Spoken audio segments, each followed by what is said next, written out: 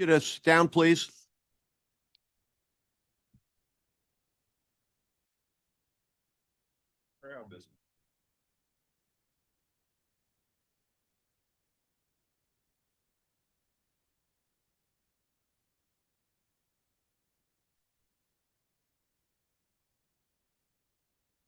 Okay, good morning, folks. I want to call this meeting to order. It's good to hear we've got a lively crew here this morning, and I think we've got a great morning ahead of us.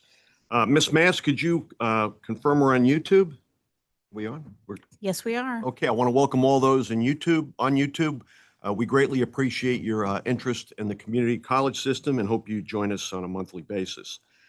I'd like to first turn it over to President Chapman, our president of Central Carolina Community College, as we normally do, open our meetings with a salute to the military. So President Chapman, really appreciate you being here this morning. Let's give her a welcome here. Hey, good morning. Yeah. I did push it. I remembered. Are you the one to remind in case? Well, thank you. Thank you so much.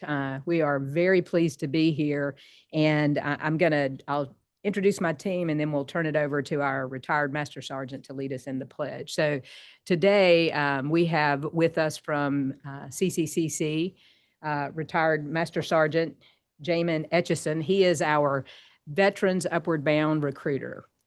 And we also have Megan Brown, who is our Vice President of Advancement and Operations, and Kevin Pearson, who is our Dean of College Access Services.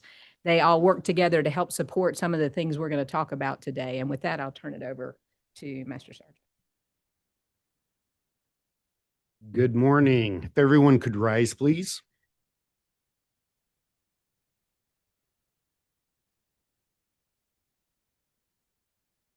I pledge allegiance to the flag of the United States of America and to the republic for which it stands, one nation, under God, indivisible, with liberty and justice for all. Thank you.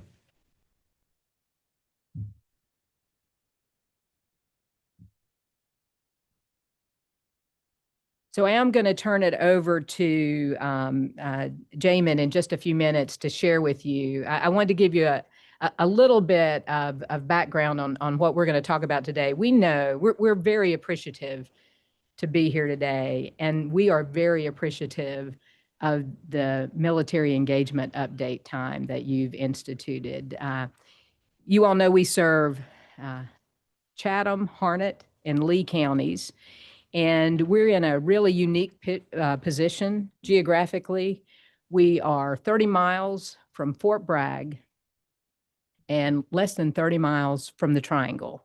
And so we are very uniquely located to have many, many military families reside in our service area. In fact, lots of years ago, and I'm not going to say how many, my husband and I ended up in Sanford because he was stationed at Bragg and I was working in RTP. And so it continues to be a great place for our military families. And I think, we know, as you do, that their service and sacrifice is incredibly, incredibly important.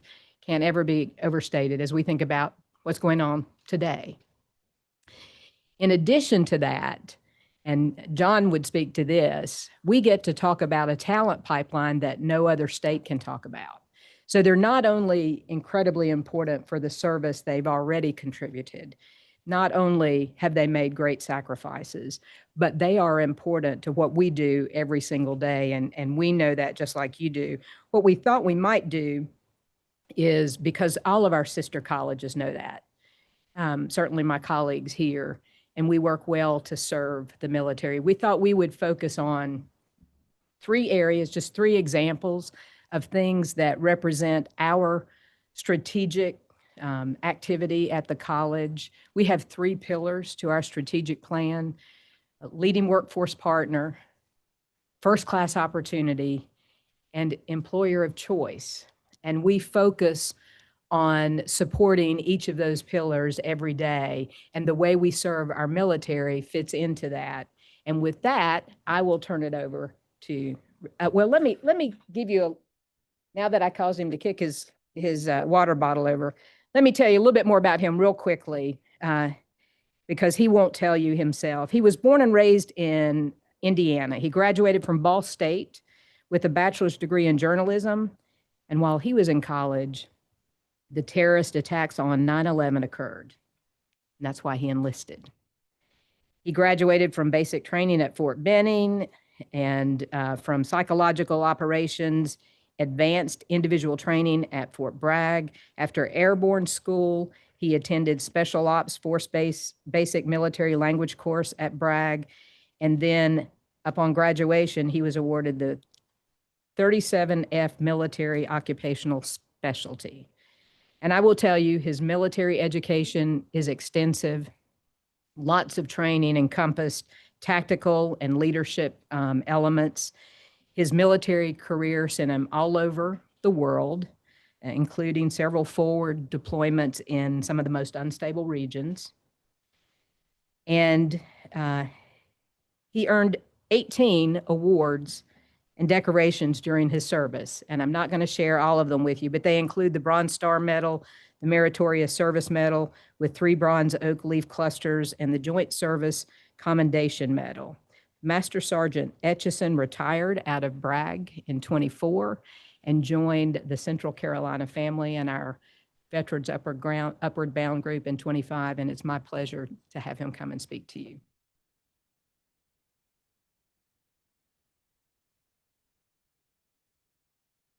Good morning, ladies and gentlemen, members of the board. Thank you so much for having me today. Thank you for having us. I appreciate it. Thank you, Dr. Chapman, for the wonderful words. No, I would not have said any of that stuff. I would have said I retired a year ago with 20 years of service, and I'm now living in Sanford, working at Central Carolina Community College. So those 3 pillars that Dr. Chapman had mentioned, the first I want to talk about today is first-class opportunity. At Central Carolina Community College, we believe that military-affiliated students deserve access to high-quality education and comprehensive support systems that help them succeed both academically and personally. One of the primary ways that we accomplish this is through our Veterans Upward Bound program, the only federally funded grant of its kind in the state, which provides specialized support to military-affiliated students navigating the transition from military service to higher education. Our Veterans Upward Bound team assists students with personalized assessment and academic planning, mentoring and academic tutoring, academic instruction in core subjects, support for program selection, credentialing, and transfer pathways, health and wellness workshops. In addition, Central Carolina Community College has established a military-affiliated resource center, the MARC, which serves as a centralized space where veterans, active duty service members, reservists, and their families can access support, connect with peers, and find resources that promote their success. For many veterans, returning to school can involve navigating unfamiliar systems. Our goal is to remove the barriers and ensure that military-affiliated students experience the same sense of structure, belonging, and mission they experienced in military service. Through these services, Central Carolina Community College strives to provide military-affiliated students with a first-class education opportunity that honors their service and supports their academic goals. Next, I'll move on to Pillar 2, which is leading workforce partner. At Central Carolina Community College, they're also committed to serving as a leading workforce partner for our region. Through partnership with the NC Biotech Center, Central Carolina Community College offers military-affiliated students industry training through military outreach and veterans engagement, the MOVE program. This program connects veterans to high-impact life science careers through Central Carolina Community College's BioWork credential, expanding their access to training in the skills industry. Our workforce programs in advanced manufacturing, skilled trades, IT, healthcare, and public safety provide the training and credentials necessary for veterans to successfully transition into civilian careers while continuing to contribute to the economic development of our region.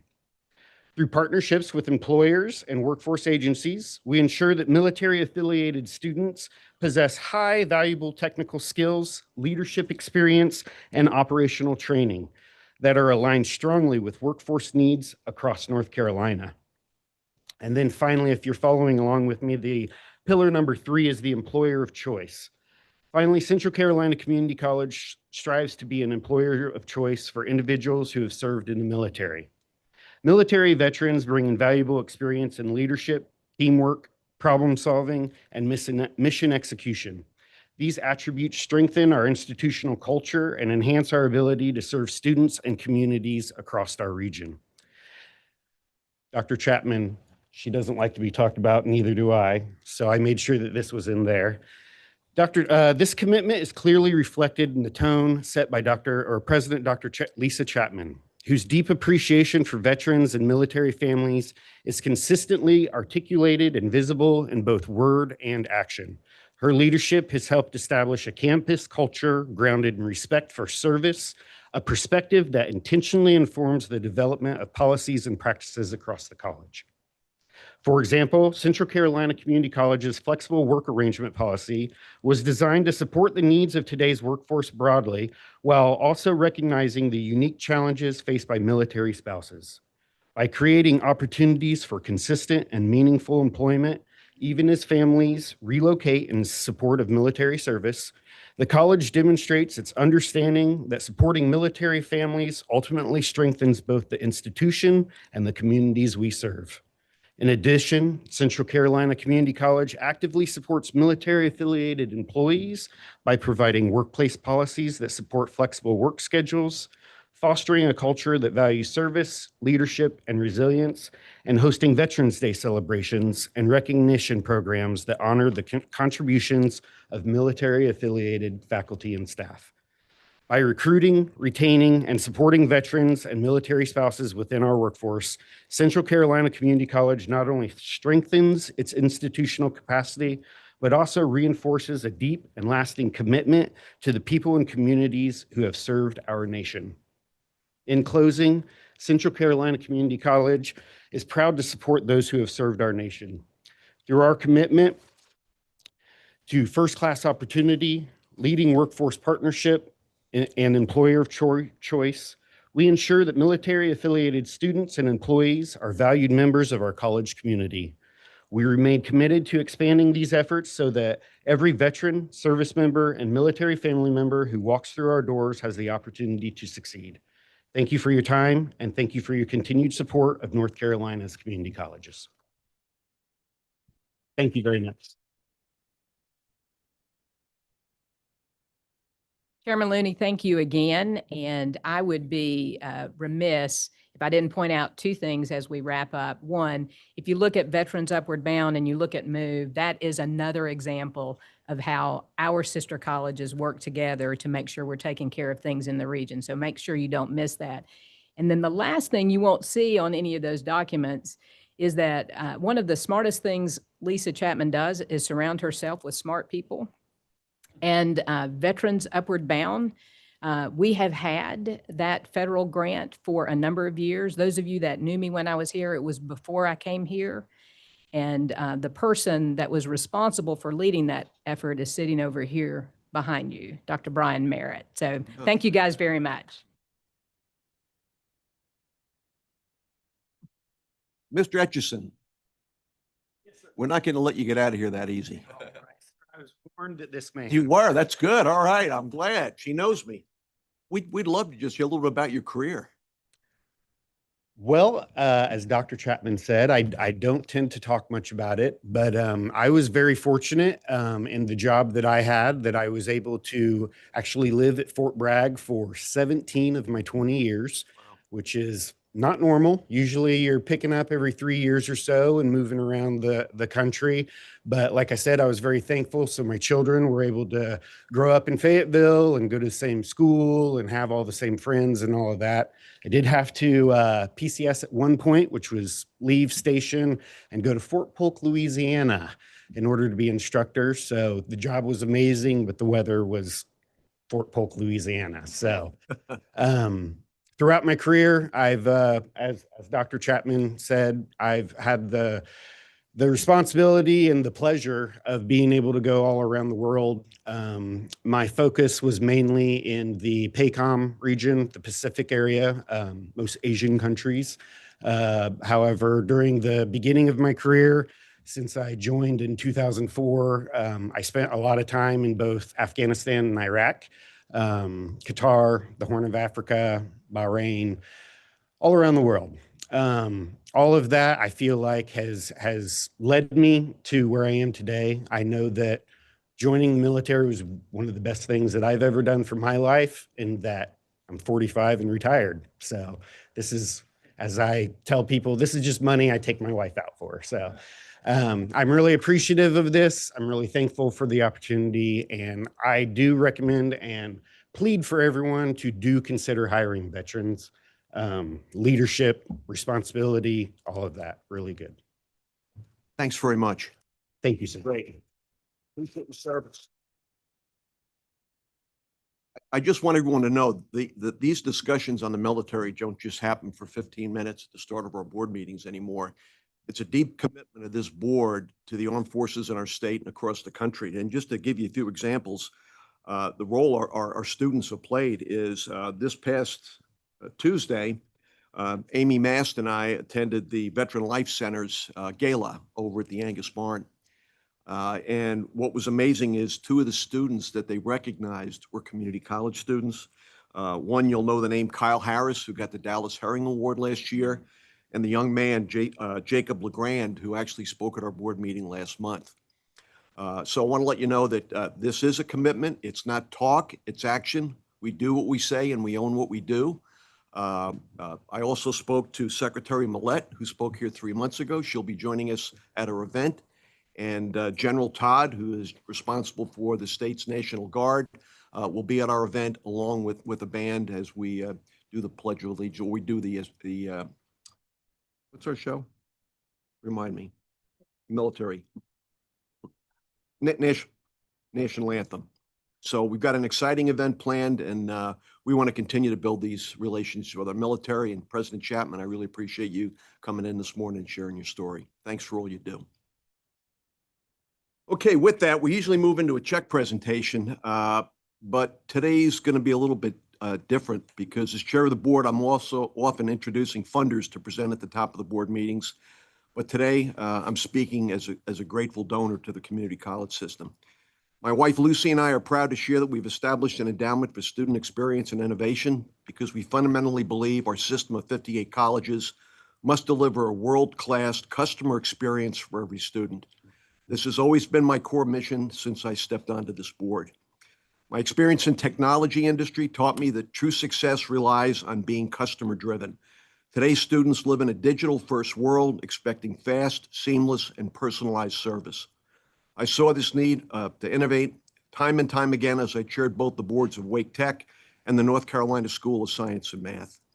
This endowment is a commitment to funding real-world, scalable technology projects that will transform the entire student journey, from recruitment to career placement, and turn our system into a responsive, connected, and truly customer-driven organization.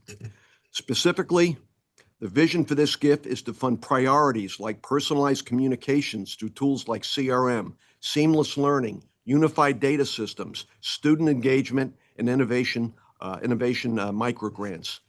This is how we advance our goal of putting the student's voice at the forefront of every decision we make as a board. Part of this fund is forming a student experience council modeled after how leading companies today listen to their customers, ensuring students' voices guide all funding decisions. And I want to thank Bannock Scott for his leadership and helping us pull this together. I'm now proud to turn it over to President Cox, who will detail this partnership, and then our very own Bannock Scott to share what this focus on student-centered innovation means from a student perspective, the most important perspective in this room. Afterwards, Foundation Executive Director Katie Lubis will outline the next steps. President Cox? All right. Thank you, Mr. Chairman. Your family's commitment of $100,000 is a transformative start to a new partnership between our system and our foundation that places the student voice at the front and center of all the decisions that we make. This fund is not an initiative, but a continuation of a paradigm shift that we're under on how we make decisions and how we engage with our students. We've all heard you talk frequently about the student being our customer and the importance of focusing on the customer, and this is a great example of that. This gift will ensure that we will continue to really focus on being student-centered, tech-forward, and driven by leaders who know that the customer experience is a new measure of success in higher education. To bring this vision to life, the System Office will facilitate a Student Experience Council. This council will be managed by Associate Vice President of Student Services, Tori Reynolds, and State Director of Student Life, Tiffany Scobie, who will work closely with the Transformation Committee to ensure the voice of students informs system programs and practices, including potential funding priorities. Annually, the council will take on at least one and ideally many system priorities, conduct research with fellow students, and generate findings and recommendations for the system office and our state board. This new student council is inspired by leading companies that listen to and engage their customers, ensuring that the student's voice remains at the center of funding decisions. This council will provide an annual report to the State Board of Community Colleges. I'm beyond energized by this vote of confidence that you're providing, you and Lucy, to our system and our foundation and the work ahead of us. I'm eager to see us grow this fund in order to support more student-centered choices across our system for years to come. Next, we're going to hear from our SGA Student President, Bannock Scott. Bannock, I want to welcome you to make some comments and introduce your colleagues, talking about the importance of the student experience and innovation. Bannock.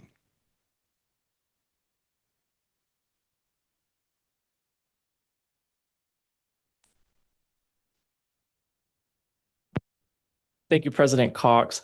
I'm going to go ahead and stand up here at the podium because I have my colleagues here with me today. My name is Bannock Scott, and I currently serve as the N4C SGA President. I stand here alongside Makaja Hanna, my Campus Activities Chair, Alexis Odell, my Vice President, and Catherine Hackney, my Central Division Representative, all colleagues of mine at the N4C SGA. As students, we know that success is more than just classes. It's about a clear path, accessible advising, and technology that supports our journey. We want our college experience to match the smooth speed of the tools that we use every single day. This fund is a powerful step towards the State Board's goal of delivering life-changing experiences for students through the strategies that incorporate the voice of the students. The goal of this fund is to focus resources on improving our experience. It is a commitment to ensuring that every community college can deliver great customer service. This fund marks an important step in that direction. It will help the system be more student-centered by studying innovations that make life better for us as these students. The most important aspect of this new fund is that it will establish a first-of-its-kind Student Experience Council. This council will guarantee that our voices are at the table. This fund gives students a voice in decisions that define their education. It makes us, the students, part of the solution to modernize the system. This fund will bring about clear pathways, helping our system adapt to the future. Thanks to Chairman Looney, we, the students that the system serves, will help shape decisions that will directly impact our journey. Thank you for your time, and I would like now to turn the mic over to Foundation Executive Director Katie Lufus.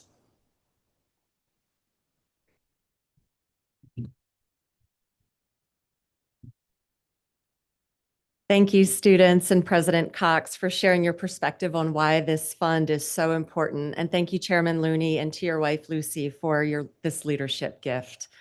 The Endowment for Student Experience and Innovation will be a game changer and an important start towards building a world-class customer experience for every student.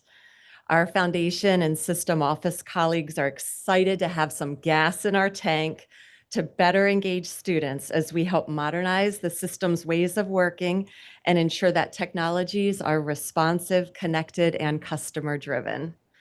I would like to add that the chairman's gift is serving as a catalytic cornerstone.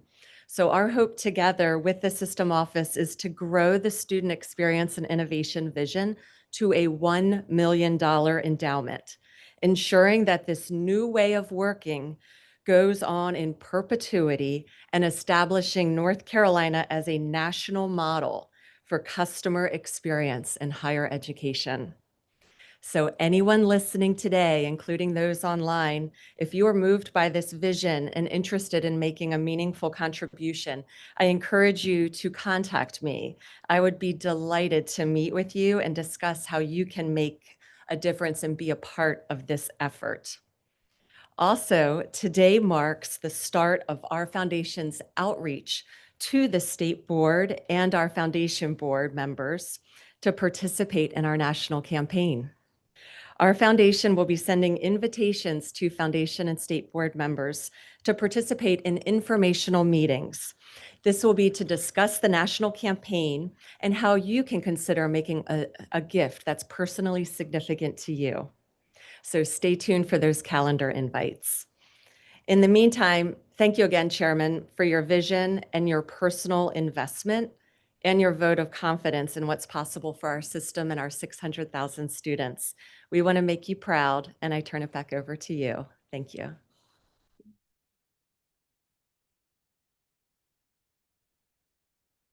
No, this is really something I've thought about again since I joined this board.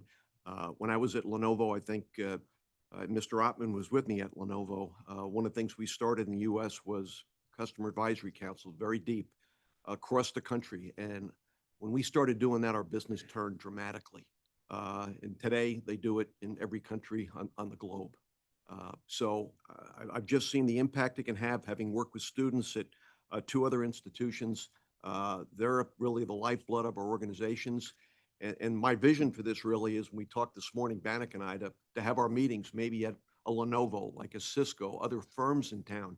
So not only do you give us your input, we also connect you to employment at the same time and really scale this program like no other state in the country. So I want to thank you, son. It's you and your predecessors that inspired me in these meetings, and the board members around the table to do this. And I hope it inspires them to also continue to invest themselves, either in this program or other programs, to support the needs of our students. So thank you, Bannock.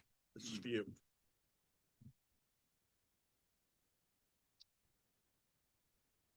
Okay, we'll move on. Roll call, Amy. Thank you. Thank you so much, Chair Looney. Mr. Tom Looney, Here. Mr. John Kane, the Honorable Chaz Beasley, Here. Ms. Paula Benson, Eric Nasbitt for State Treasurer Brad Briner, Ms. Lisa Eastep, Mr. Chris Bullard for Labor Commissioner Luke Farley, Ms. Stacy Griffin, Here. Lieutenant Governor Rachel Hunt, Mr. Jeffrey Lang, Dr. David Lowry, Mr. Chris Lumsden, Mr. Bill McBrayer, Dr. Dale McGinnis, Mr. Robert Moore, Mr. Scott Ottman, the Honorable David Price, Mr. Bannock Scott, the Honorable Sam Searcy, Mr. Ray Trapp, Ms. Sarah West, and Mr. Terry Yergin. We have a quorum, sir. Thank you. Ms. Carpenter, could you read the ethics awareness identification of any conflicts, please? Yes, sir. Good morning and welcome to the March 20th, 2026 meeting of the State Board of Community Colleges. It is my duty to remind members of the board that it is your responsibility to avoid all conflicts of interest and potential conflicts of interest as defined in the North Carolina Ethics Law. As public servants, it is your duty to continually monitor, evaluate, and manage your personal, financial, and professional affairs in such a way as to ensure the absence of conflicts or potential conflicts of interest. Does any member know of any conflicts of interest or potential conflict with respect to any matter coming before us today? Noting none, sir. Okay, let's move on to approval of the minutes. Kind of a motion to approve the minutes. Do I have a second? All those in favor, please say aye. Have any opposed? That motion carries. Okay, let me poll the committee chairs now on any changes to the agenda. And I think I'm going to start with the executive committee, Mr. Kane. Since I am chair of the board, I cannot perform this function. So I need Mr. Kane to add this to the agenda. Like that. On behalf of the executive committee, I would like to add a report and recommendation for action from the executive committee. Great. Thank you, Mr. Kane. Transformation Committee. Strategic Planning, McGinnis. Finance Committee, Ms. Eastep. Accountability and Audit, Mr. Lang. Programs and Student Success, Ms. West.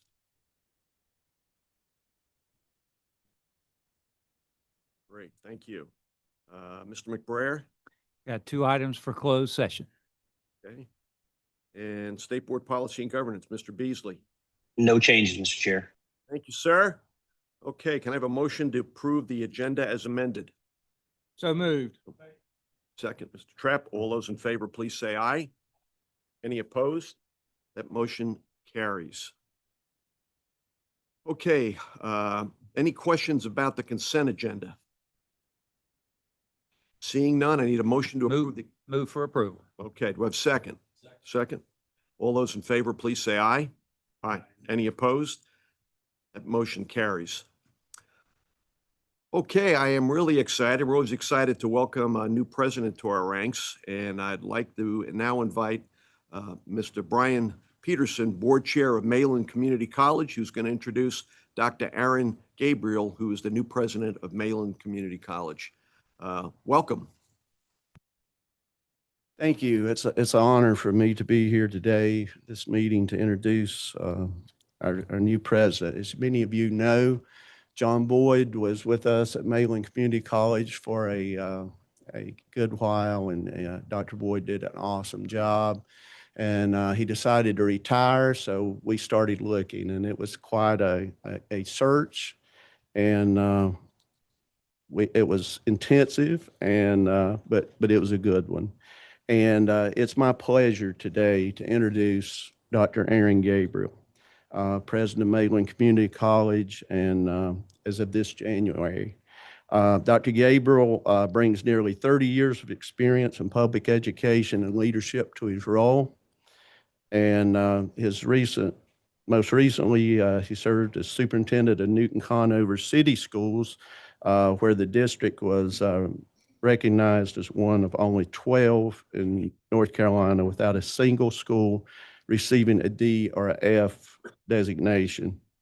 Throughout his career, he has led significant efforts in school construction and renovation, workforce development, expansion, and student support initiatives. And that's been very helpful with his new role at Mayland. We've got a lot of construction going on as well. Dr. Gabriel has been honored as Northwest Regional Superintendent of the Year and was a State Superintendent of the Year finalist. He holds a doctorate in education leadership from Western Carolina University, a former collegiate basketball player and inductee into the Montreat College Athletic Hall of Fame. He values teamwork, collaboration, and community engagement. Dr. Gabriel and his wife have been married for 24 years and have 2 sons, Tristan and Layton. And as we continue to rebuild in the mountains of Western North Carolina from Hurricane Helene and reimagine ourselves, we're excited that Aaron's leadership at Mayland Community College and his partnerships with colleagues across North Carolina Community College system is going to come in really handy, and we're very excited to have him. With that being said, Dr. Aaron Gabriel.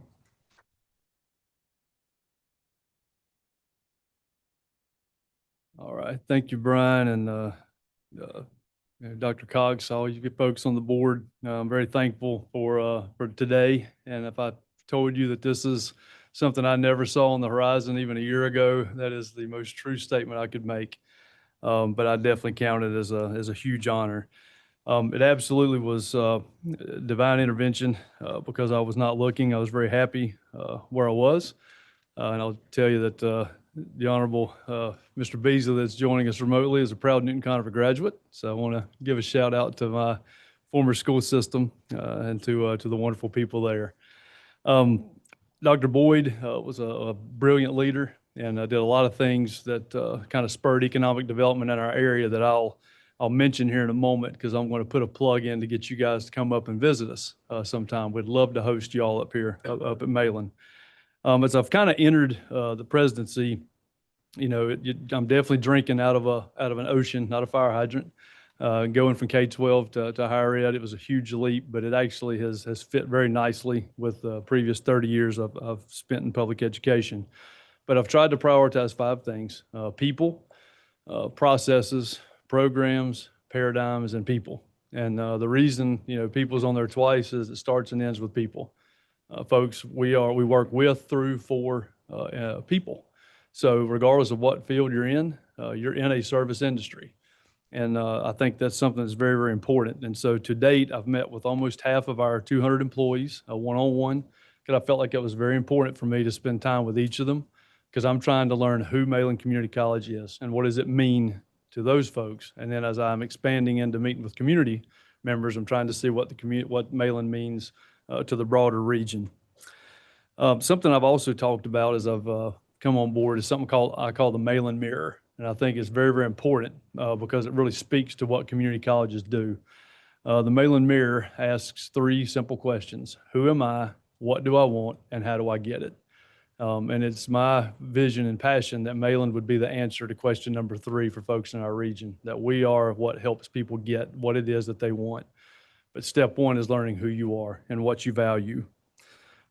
Quick little personal story, much to the chagrin of my wife, who I'm sure is watching. But my zipper broke this morning. Okay, so I'm if I'm anything, I'm brutally honest, even to the dismay of my family. I apologize, Chair Peterson. Mayland is a really great place. But the first thing that crossed my mind, I said, if I had apparel students, I could make a quick wardrobe change and they could have this fixed in 2 seconds, right? That would have helped. Back on January 30th, I broke only the 2nd bone in my body I've ever broken. I broke a clavicle sledding, but it was 2 community college graduates who did my x-ray and 4 days later did my MRI. And we're very gracious to this old man who should not have been sledding with his teenage sons, especially not on ice. Snow's one thing, ice another. When I think about Mayland and what this community went through when I went and interviewed last spring, the devastation cannot be overstated, and what this region has gone through. But when I got to thinking, it was your first responders, your EMTs, your paramedics. It was your heavy equipment operators. It was your dump truck drivers who probably got their CDLs at Mayland, and utilities workers. Those were the folks who were there when things happen. So when zippers break in life, it's community colleges who are there to make the repair. And so I think for the work you guys do as a board, really understand that you're changing lives, not only for those on an individual basis, economic basis, but when people are at their worst, it's community colleges and community college graduates who are there to help pick up the pieces. And I'm unbelievably thankful and grateful for that. I would love, as I said, to have you guys up with us. Goodies. So you can't say you didn't remember. There are some chocolates in here that I don't know where they were produced, but they've got Mayland labels on them. But there are a number of pins, but there's also some brochures. So one is the Blue Ridge Boutique Hotel. I know Mr. McBraier's been up there. Has 31 rooms, so at least can accommodate the majority of board members. Would love to have y'all come visit, because we're also next door to our cosmetology center, small business center, arena, and a YMCA that we can get guest passes so you can go and work out. And while you're there with us, also, you can go to the Bear Dark Sky Observatory. Now, I don't know how they test this, but apparently our park is the 2nd darkest place on the planet. The other's in South Korea. But it's unbelievably cool, the different shows and things they have. So, have a planetarium and an observatory. And there's also a number of concrete slabs where you can go on your own 24 hours a day and build. If you have your own telescope, you can come and watch. The telescope we have, when the roof comes off the building, if 2 of us held hands, we couldn't put our arms around it, how big it is. And so the shows are kind of limited to about 25, so everybody gets plenty of time to look at the stars.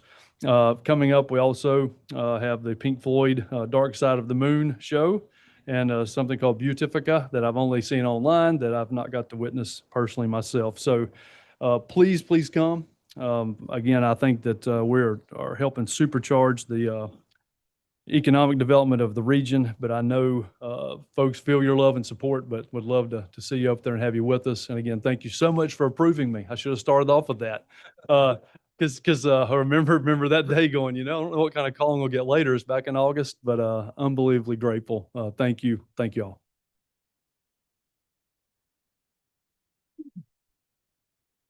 Well, congratulations. And the good news is you have 57 great coaches to help you in your new role joining the community colleges. So, Mr. McBray, you have If I may, excuse me, if I may make a suggestion, if we do end up going up to the mountaintop in Spruce Pine, which is a beautiful place, instead of our customary September, I think we need to go in August so we can really appreciate the cool air up there.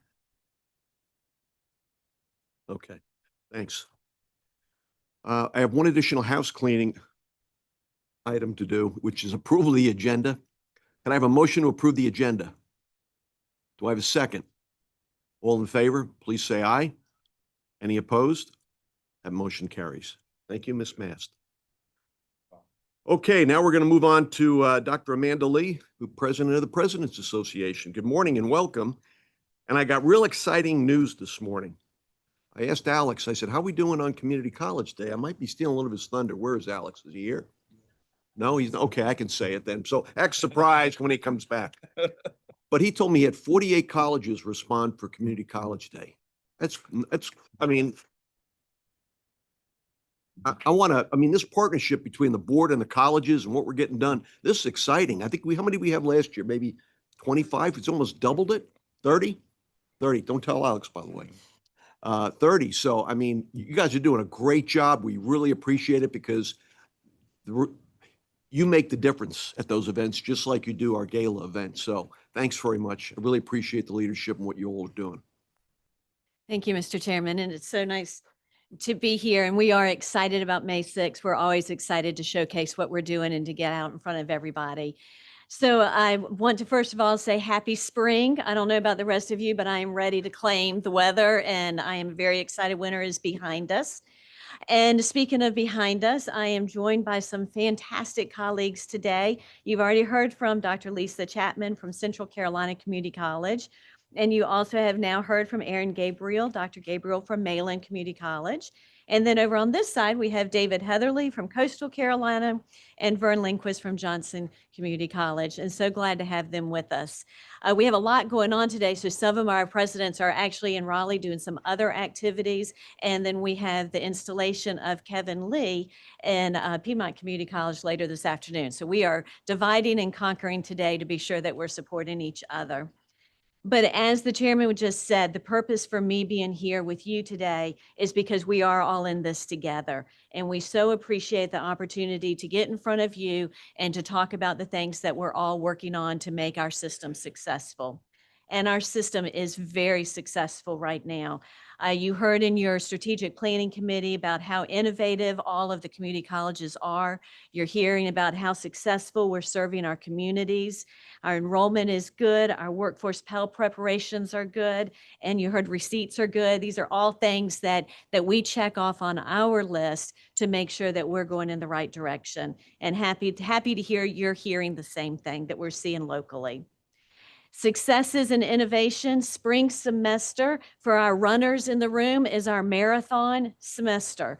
We have to pace ourselves because there is so much going on. This is the time we start recognizing students. We have the Pinnacle Awards coming up. We also have the Bob Scott Award that the President Association recognizes one of our leader students. And we'll be doing that at the SGA conference coming up, and so excited to be present for that. And then on our campuses, we are recognizing students for all wonderful things that they're doing academically, in the community, personal, and things that they've overcome. It is just a wonderful time of celebrating. I also want to say that we have some priorities, and one of our priorities is completing a lot of surveys, but we are so thankful for the opportunity to have a voice. We have been involved in surveys and interviews for the presidential search effort that's going on. And Mr. Chairman, thank you for reaching out and expanding this and giving us a little bit longer so that our voices can be heard in that process. Another priority for us that has been really neat to see how it dovetails into your work is the presidents and superintendents got together last month, and we really focused on opportunity youth. And those are those individuals who are not in school and not working. And at your strategic planning meeting yesterday, you saw that same number. I think it was 800,000 is statewide, that group. And your number was a little bit larger as far as age bracket. But those that are ripe for our picking to serve in our communities. So we're all working on the same thing. We're aligning our efforts, and I think we're starting to see a difference with that group. I'm very excited to have like Dr. Gabriel, who comes from the superintendents, and all of us working together, because again, it's not something we can do alone. It's going to take all of these stakeholders and partners working together. So what concerns, what challenges do we have?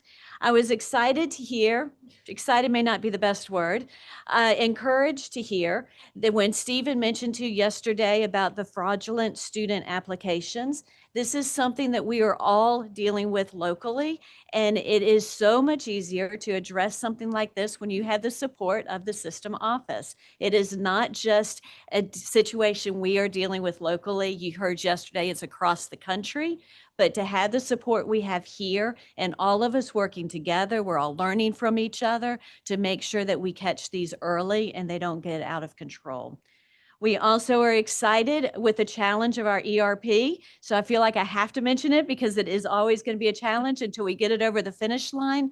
But thrilled to see the progress that we're making with that effort and very encouraged by that as well. I also want to say, and I hope Alex isn't back in here yet, so I'm not going to turn around in case he is. So what are we working on? We are really pushing Propel NC as you would expect us to. We've had a couple of our presidents have come to Raleigh and talked about childcare. They've talked about cosmetology. And then locally, we're getting together with all of our elected officials. Our Western presidents are even hosting some of the elected officials at a meeting that they're having. But besides Propel NC, we've added something to the legislative agenda. This is why I'm not looking at Alex, because his heart just stopped because I did not tell him I was going to do this. What we are really Dr. Cox's mouth just dropped. So this isn't bad, but what we really want to focus on, and you've already started talking about it today, there is a false narrative that we don't work well together. There's this false narrative that this collaboration between you as a state board and us as local colleges isn't amazingly strong, and it is. So part of our legislative agenda right now is to really be sure that we are focusing on our collaborative efforts, focusing on the regional things that we're doing, and celebrating all of us working together. We work with everybody, and we do it better than any other group that I know. So we have added that to our legislative agenda, and I think Alex would approve. We are excited about the future. Mr. Chairman, we're excited about the Pinnacle Awards, excited about the SGA conference coming up. We are excited about the other things that are going on with the Trustees Association. You'll hear about their meeting and conference coming up. And I think also the other thing that we are excited about, and I feel like it's worth mentioning, is I want to definitely say thank you to Dr. Cox for reaching out to the governor's office. Earlier this week, the information was released about the Blue Ribbon Commission. For some reason, it was an oversight that the community college was not included. Thank you, Dr. Cox, for reaching out and making sure that we are a part of that commission as we needed to be. And that concludes my report, except just saying thank you for all that you do and for helping us to be successful locally. And if there are no questions, that completes my report, Mr. Chairman. Well, you're always so humble, but I will say that yesterday we reviewed enrollment growth numbers, and Dr. McGinnis, she was number one on the list, right? And what was the number? It was double digits and a positive sign, 20%. So congratulations.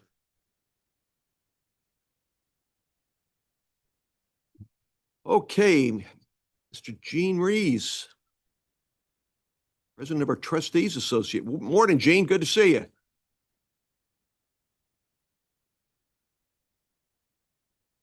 Amanda said, we are one voice, and I think for the most I've seen in my term as a trustee at Surrey Community College. Good morning to all of you, and first I'd like to congratulations to Aaron Gabriel. We will come see you, and thank you, and we appreciate you being here, and the trustees look forward to supporting your work at Mayland. Thank you. With me, I have Claudia Robinette, who's the board chair at Richmond Community College back here, and she's the vice chair of the Trustees Association. She'll be following me. And Julie Woodson, our chief executive officer, is with us. She is a familiar face to all of you and has been an extraordinary leader of the Trustees Association.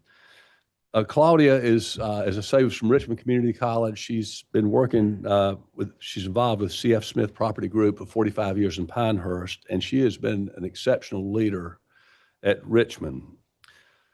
Our events coming up on past events, on February 27th, we had a snow-delayed executive board meeting of our trustees in Greensboro to work for our work plan for 2026. We were honored to have Senator Phil Berger there. We had Representative Dennis Rydell there, and the comments from them, they recognize, as we all recognize, that one of the primary reasons, if not the primary reason, North Carolina is the best state to do business in this country is a state community college system. And thank you to this board for your part, and it's been great leadership, and our state is reaping the benefits of that. Looking ahead, we have our agenda put together for the Law Leadership Seminars, April 22nd through 24th at the Embassy Suites in Cary. We'll have about 300 trustees and presidents there. We would invite all of you there, and we'd love to have you. Commerce Secretary Lee Lilly will be our keynote speaker for one of the general lunch sessions. We will also hear from Gary Salamito and Chris from the Chamber, and Chris Chung from the EDP, and Patrick Woody from the Rural Center will be in attendance and will run a session also. We'll also be getting, Dale, I know that after your retirement, you're the busiest person I've ever seen. So Dale will also be help running a session for our new trustee training, and his perspective as a state board member and having been a school president, provides it'll be a great for our trustees to be able to experience that. Dean Shatley will be there from Campbell Shatley Law Firm in Asheville, focusing on legal issues impacting our system or our individual schools. And Steve Pruitt, head of SACS, will be there to talk about changes he's making with SACS and how it will impact our different colleges. Chairman Looney will be there and will be our speaker on April 24th, and will share updates on the presidential search and other information regarding the important work that this board is doing. And Tom, as I've said before, we very much appreciate your enthusiasm and your leadership. And it's been exceptional. So we hope you can come to the Law Legislative Seminar. Amy Mass has all the information, and thank you, Amy, for that. But we'd love to have you. And speaking of the search, presidential search, at our February 27th meeting of the trustees, Bufkin Baker was there for about an hour, and he attended that session and allowed us to share input. And as Dr. Lee said, the trustees very much appreciate being included in the process. And I think that speaks to why this entire system, the system office, the system, the schools, the trustees, the presidents are operating as one now. That's very important. But we did have a great conversation with Bufkin Baker, and he got a lot of input from the trustees executive board. So we also appreciate very much the 58 board chairs of each individual school receiving questionnaires for the presidential profile, and that's we'll work hard to make sure we get a high response rate. Kim, I think how many have we had so far? Not as many as we like. I think as of Wednesday we had 11. So we need more than that. I called our chair, and hers had not gotten through to her, but we'll follow up on that to make sure the responses come back in. And I think that concludes my remarks. Again, I want to thank you for your help to all these 58 schools and for your leadership. And as I say, it's the best system board I've ever seen, and our system is responsible for this success our state's having. So I appreciate being a part of it. If anyone has any questions. Any questions for Gene? And Gene, I just have to thank you. I think your term's up the end of June. Yes, yeah. We got to get the rules changed. I need at least another year out of this. Well, you've just been fabulous to work with. This has been a team sport, yep. And your leadership and the trustees have made a huge difference and really helped this board. So I want to thank you for all you've done, and we'll give you the right send off. But hopefully, maybe we can make a few changes to. Well, thank you. It was mutual. Another year. All right, thank you. Thank you. Have a great day. Thanks. Okay, down onto the Student Government Association. Bannock, Scott.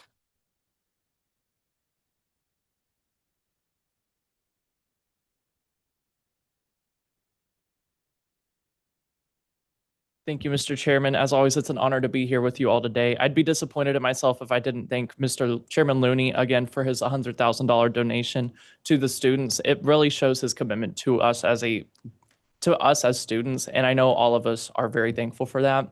I know personally it really shows the commitment that not only Mr. Chairman Looney, but the entire board has, and so we're very thankful for that. Today's report, really, we're going to be going over division updates. We'll go ahead and start with just general updates that the committees and conferences have been seeing.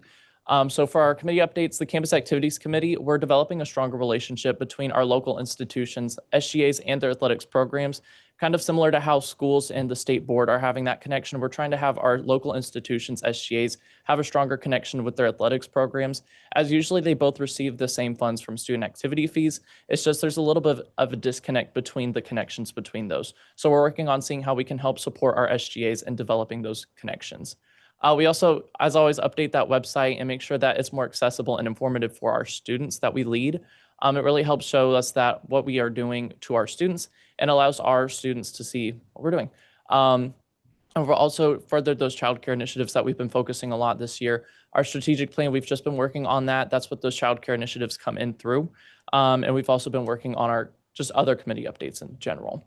And then some conference updates. We will be having conference next month from April 9th through 12th. I will make sure to update you all on that. My Vice President, Alexis Odell, is actually here. She does have all the information about that. So if you're interested in attending, please let her know. She'd be happy to let you know about all of the updates that we have for that. The agenda is finalized for that, and workshop presenters have been contacted along with keynotes and other general people that we will be having talking at our conference.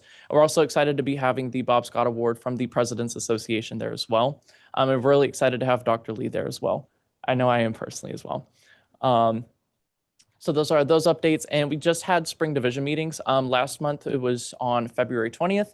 We had 146 students, advisors, and guest attender meetings across the state from our 3 division meetings. We had 23 out of our 58 community colleges represented. Usually at our division meetings, we'll have a little bit less community colleges represented than our conferences, because at our conferences, that's where we'll usually have a lot more information, and we'll have more schools come out for that because there's a little bit more going on. But from the feedback that we gathered, students learned about the research, how to research different motions and how to apply that at their local SGAs, perspective on what they're doing, and involvement to help create better leadership within their SGAs. So that's what we really focused on. These are some of the results of the survey that we had. Out of the 109 students that we had at our meeting, 39 completed the survey, and all 39 said that they had found the information that we presented to them informative. We also had a very diverse representation across the state from different roles. We had people all the way from president, vice president, secretary of their SGAs, all the way down to delegates and secretaries and parliamentarians, just showing the diverse representation that we have through our students. And it really gave us broad feedback on what we were doing. And we were very appreciative of the survey that we got, because it gave us a lot of feedback that we can use at our upcoming meetings. And I'm very thankful for Catherine Hackney. She did chair the initiatives for our spring division meetings. She did an incredible job, and none of this would have been able to happen without her. So I just want to make sure I thank Catherine Hackney for that as well. Our upcoming meetings, our Community College Legislative Assembly, we were supposed to have it earlier this semester, but we weren't able to because of the snow. So we moved that to May 1st to the 2nd at the Community College, at the General Assembly. And again, our conference will be from April 10th through 12th. And if you have any questions about that or would like to attend, please let Alexis Odell know. She'd be happy to let you know more about that. And a special thanks to the following: Ann Bacon, Michelle Lair, all of the schools that we had host our division meetings. So Cleveland Community College and their SGA, David Zadavie Community College, and College of the Albemarle and all of their SGAs. We're very thankful for them for hosting our division meetings. And we're really grateful to be able to have the opportunity to go out to our schools and show everybody different schools that aren't just the ones that they go to. And that is all for my report, unless there are any questions from the board. Yeah, a couple of things. Is the date the students are going to be at the General Assembly, that's different than the community college day at the General Assembly? So what I would recommend your whoever is taking over once you move on, that we get those dates coordinated, because we want all the power we can get over there on one day. I think the students would also get real energized when they see what all the colleges are doing as well. So just keep that in mind. And I think your vice president, we haven't met her yet. Could you introduce her? And can Alexis, would you like to introduce yourself? you tell us about yourself? No. Hi, my name's Alexis Odell, and I'm not 6'2". So I go to Gaston College with Bannock. So I'm from Gastonia, and I am studying my associates in arts to pursue. This year I graduate. I graduate in May to pursue political science at Appalachian State. I'm very excited about that. So I started SGA around the same time that Bannock did. He's been in it a little bit longer. And it's just had such an impact on my life. And that I see reflected in the eyes of so many students, specifically at these conferences. And it's just really important, you know, that they feel valued and that they feel seen and that they understand the experience and the value of the experience as well. And we do that through inviting very special people to our events and having them come out, specifically through our mentor luncheon, which is happening on that first day, that Friday, from 12 to 1 p.m. That is a moment for students to connect with professionals. And in my experience in SGA, those have been my most impactful moments. The times that I got to sit down with people I never thought I would meet, the times I stood up and spoke before state boards off the cuff. Yeah. And I told my mom that I was on YouTube a minute ago, so I hope she's watching. So these moments, they're just insane. And as a 19-year-old woman, I've never imagined myself here, and I never would have before. And students sitting across from you, if you are available at conference, to come and speak, to come and mentor, to come and present, to come and sit beside of students at the banquet. Last banquet, I was sitting beside of people I just, again, never thought I would be. And that's so impactful and it's so important, and it just changes a student's life. Well, let me tell you, I met you out in the lobby. We had a little discussion out there, but you made me very sad because you think you can hang around for another year, because we'd like you at that podium for the next year when he leaves. So, huh? No. Oh, I have been a community college student for 5 years because I also attend the early college. So wow. I think it's my time to pursue app. I am very, very excited about that. And I really have to give somebody else the opportunity to do this as well. Great. So Congratulations. thank you. Thank you.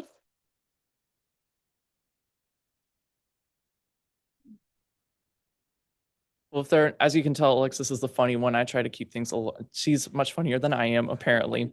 But if there are no other questions, that concludes my report. Thank you, you guys. Okay.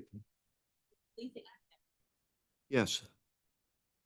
And this is sort of off the cuff.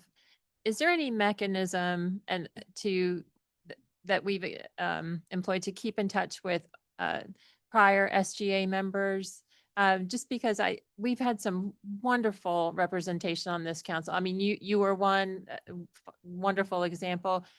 In my time here, I'm going back to, I think Priya was our first one when we first got on the board, years and years ago.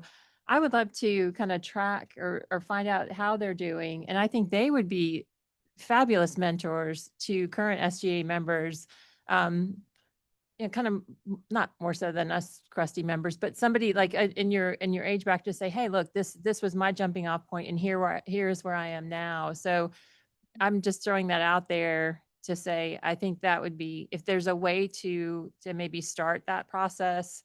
I would love to see where they are, because they were wonderful to have on this board and to get to know. So just putting that out there.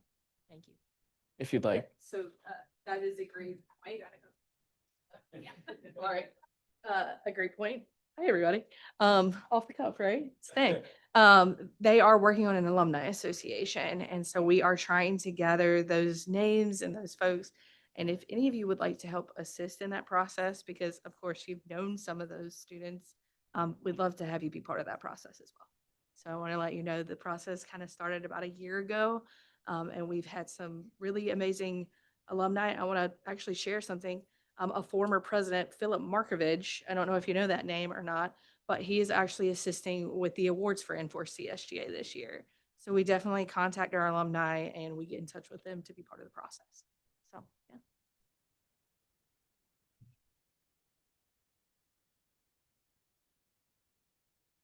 Any other questions? Thanks, Panic. Thank you. Appreciate it. Great job. Okay, we're going to move on now to the committee reports, and we're going to start, but before Mr. Kane, I turn it over to Mr. Kane, I'd just like to say we have launched our executive committee meeting. We've had our second meeting. And again, this is all about acceleration. At that time frame, we used to have transformation meetings. We've eliminated that. Now we've got a transformation committee.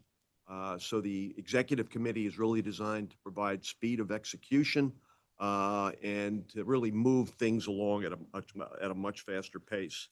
I think we had great discussions yesterday. I don't know if there's any members of the executive committee that want to make any comments about yesterday's meeting. But I'm very encouraged with the discussion, robust discussion, and our focus to, again, move at the speed of business and transformation across the system. So those the members, the chairs, I want to thank you for your participation on that committee and the robust discussions we had over the last two meetings. Thank you. Any comments or? Okay. Yes, sir. I'd just like to say I appreciate you taking the initiative in creating this executive committee. I think it's a great opportunity for us to make sure our meetings are better coordinated, and I can see the impact right off the bat. Thank you. Okay, so we've got one item for action. The committee developed the committee charter and is recommending its adoption by the full board. I'll ask Mr. Kane, who's a member of the executive committee, to present the recommendation. Before I do that, I'd like to just comment on Dale's comment. I applaud Chairman Looney to taking the initiative to establish an executive committee. Many of us have been on other boards, and I think executive committees are much more nimble and able to kind of do things to prep for the board and be much more effective. So I applaud Tom for doing that. So the executive committee did review and approve the charter yesterday, and on behalf of the executive committee, I would like to make a motion for approval of the committee charter. Okay, you've heard the motion from the Vice Chair, John Kane. On behalf of the Executive Committee, all those in favor, please say aye. Aye. Any opposed? All right, that motion carries. All right, now we move on to Mr. Ottman and our Transformation Committee. And again, before he starts, again, I just want to thank President Lee, Ken Engel, who is Chair of our Technology Committee, for the incredible support. The momentum you talked about today would not have happened with the partnership between the system, the board, and our president. So, President Lee, thank you for your comments. Mr. Ottman? Okay, thank you, Mr. Chairman. Good morning, fellow board members. First, I don't see, is Ken here? Oh, Ken's not here. Well, I'd be remiss if I didn't thank Ken for the daily donuts yesterday. So, I mean, Ken brought them in from Graham, and they were all gone when I went to get one on the way home. So I want to thank Ken. I also want to extend my thanks to, what Tom just talked about, Dr. Lee, the colleges, this momentum. As I said many times, transformation is a team sport. And so I would be remiss if I didn't thank Dr. Cox, Dr. Price, Dr. Merritt, Dr. Schneider, their entire teams, Patrick and his team, because frankly, everybody has dug in, and this momentum that we've seen over the last several months has really been because of that, as well as bringing the CIOs from the 5 pilot schools into the mix. So the solution comes from all of us. So it's been important. I'm excited to say that Dr. Price and his team have successfully reconciled February in the new CBAS solutions. So guys, that's a phenomenal feat. This new finance solution is on its way, and I don't want to put Dr. Price in the hot seat, but I will, because we have a plan to deploy that tool in July, so at the new fiscal year. So guys, that's phenomenal progress, and thank you, Dr. Price.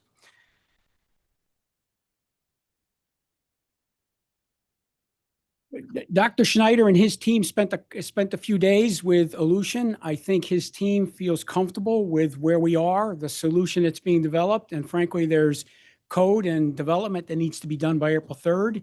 And then, I'm hoping that Dr. Schneider can align the data warehouse deployment with Dr. Price's deployment, which would say we'd have 2 of the 4 solutions deployed in July, which would be outstanding for the system. So thank you. Lastly is Dr. Merritt and his team. That's probably the long pole, as they say, in this effort, and that's the Common Course Library. We've got our work cut out for us. Aleutian knows what our drop dead is. It's in production by the end of June, so we can make the schedule for the colleges. So we're right now waiting for them to replan that and come back to us. But if we could make that date, that would say we could deploy all 3 of the remaining system applications in the July timeframe. So guys, that would be phenomenal progress. And I may have said hope, and I know if Chairman has said hope's not a strategy. It's a plan. The plan is July 1 is where we're going to be. So guys, I need your help. And these meetings are Everybody? recorded, by the way, Mr. Ottman. I know they are. It's public. I learned that early on, so I figure it's public record. So I'm on the record now. The second thing we talked about yesterday was CRM, and I want to thank Dr. Merritt for his presentation around CRM. The purpose of the session was really to talk about how important a CRM is to the system, where it fits in the ecosystem, and why we need to deploy this across the system to all 58 and have all 58 at the same level of function and capability. So next steps, what we've committed, and again, this is public record, but I think it's too late, Dr. Merritt, we're on the hook. We will, for the May meeting, come back with a summary of the contracts, because there are many contracts that are out there. All of them may be different, so we'll come back with an update on the contracts.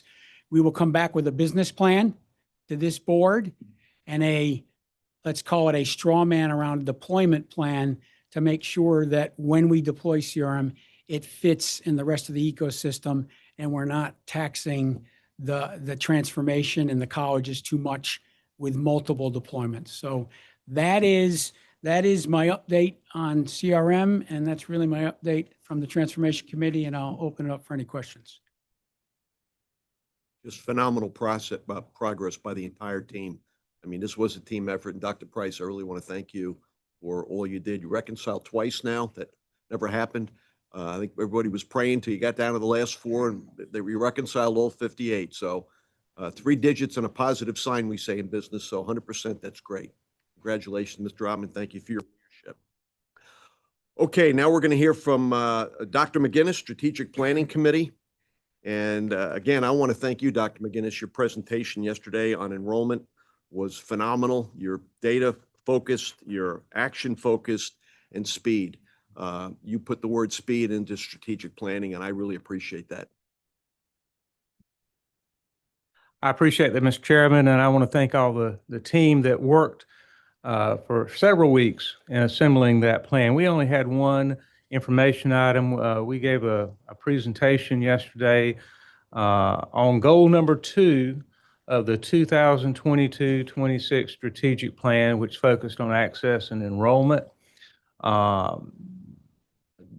Folks worked from this system office on this since early February to help us tell a story of how our colleges, through local innovation and leadership, have thrived, grown, and excelled since 2018-19. We began the story with the pre-COVID, the year right before COVID hit in 2020, to give us a baseline. And it's a fascinating journey that our system's taken, our colleges have taken.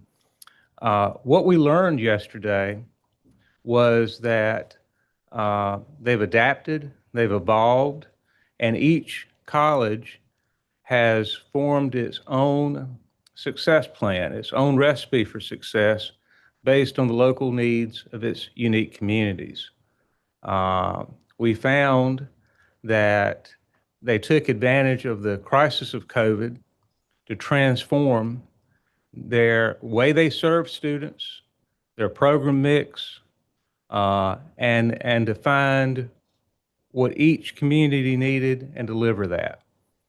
It's very powerful, very effective, whether it's how we've increased the number of students that are on in dual enrollment, whether it's how we've increased our online presence and adapted to what students need and expect today versus yesterday. We've seen it across the state, large, small, medium, east, west, south, great things have been happening. We found that the program orientation really didn't change very much between curriculum, Con Ed, and basic skills, but what's going on within inside those boxes has changed. We've added and subtracted new programs to meet the needs of local business and industry. We have found that whether it's their prisons, they're bordering other states and bringing in out-of-state students, every college has found the right recipe for success. Now what we're facing is not the enrollment cliff that we've been hearing about so much with the declining number of 18-year-olds. What we're facing is a capacity ceiling, because this growth is not sustainable. Our system grew 4 times faster than the national average since COVID. The rest of the country is only 3% higher than they were in 2018-19 on the curriculum basis. Our colleges are 12% higher. So phenomenal growth, phenomenal success. We've proven that we can make things happen. Our students are succeeding. We had a slide that showed how successful our students are when they transfer. Our graduates of transfer programs outperform every other category of student. So it's not just about access, it's also about success. We've proven we can make it happen. But now we're facing a challenge. After unprecedented growth in 23-24 to 24-25, we added more students than we ever have. We've got a larger budget request for enrollment growth than we've ever had, $102 million, because 53 of the 58 colleges grew during that time. 14 grew more than 10%. One college in particular grew more than 20%. Congratulations, Dr. Lee. Central Piedmont Community College added 2,200 students, 2,200 FTE just in that 1 year alone, leading the way in terms of volume. We saw where small colleges have local impact touching their entire communities, the large colleges add volume. The other thing we saw was the need for this funding and the need for Propel. We saw the gap. We're not touching the needs our companies are having in filling the jobs in high-paying, high-demand areas. We've got to ramp up these workforce sectors and the number of graduates and completers. In order to do that, we're going to have the resources we need at every college. Those resources aren't just the state funding, they're the tools and the support systems Mr. Ottman's been talking about with CRM, ERP, Boost NC, NC Reconnect, so that every college, every student can fulfill their potential. So I appreciate your time, and I really thank the support of all the team here that helped put this report together. I hope you use it as a resource as we build our future strategic plan. Mr. Chairman, happy to take any questions or comments. Any questions, comments, or observations from the presentation yesterday? Mr. Lang.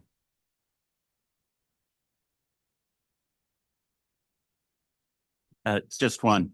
Dale, you said that we've grown 12% over this time frame, and national average is 3%. But North Carolina's also had phenomenal growth in population over this as people coming. So if you were to run a correlation between our population growth and the growth of the community colleges, does that have an effect on the ceiling issue that you talked about? It certainly does. I appreciate you bringing that up. So in the packet, there are several slides that show the map of North Carolina. And one of those slides actually shows I think I called it market penetration. And it's the percentage of students at the college to the population in that community. The challenge with North Carolina's population growth is it's not evenly distributed. We've got parts of the state that are growing dramatically, obviously like the Triangle, but we've got parts of the state that are staying flat or even declining in population. So what we learned yesterday in that part of our presentation was the impact the small colleges have, even in those places that have smaller populations. It's even a deeper connection and a deeper impact. Any other questions, comments? Hey, Gene, I know you'd sent a nice note about this data. So you have some plans to use it somehow with the trustees? Great. So if I could just, Mr. Ottman. a response to Mr. Lang, I checked last night. The population in North Carolina only grew by 7% in the same time frame. So And I'll add, that was only curriculum. So if you look at our total growth, counting our basic skills, counting our Con Ed, we grew, I think, it was 23% over that same time period. So we couldn't compare nationally anything but curriculum students. Bill only had access to the college classes. So it's even more dramatic when you add in our total student population. Well, Dale, on behalf of the board, I want to thank you because you brought a whole new dimension to as chair of the Strategic Planning Committee with your years of knowledge of the system, knowledge that very few people have, and we're fortunate to have you on this board and leading that committee. So keep up the good work. Okay, I'd like to turn the microphone now over to Ms. Eastep, Chair of our Finance Committee.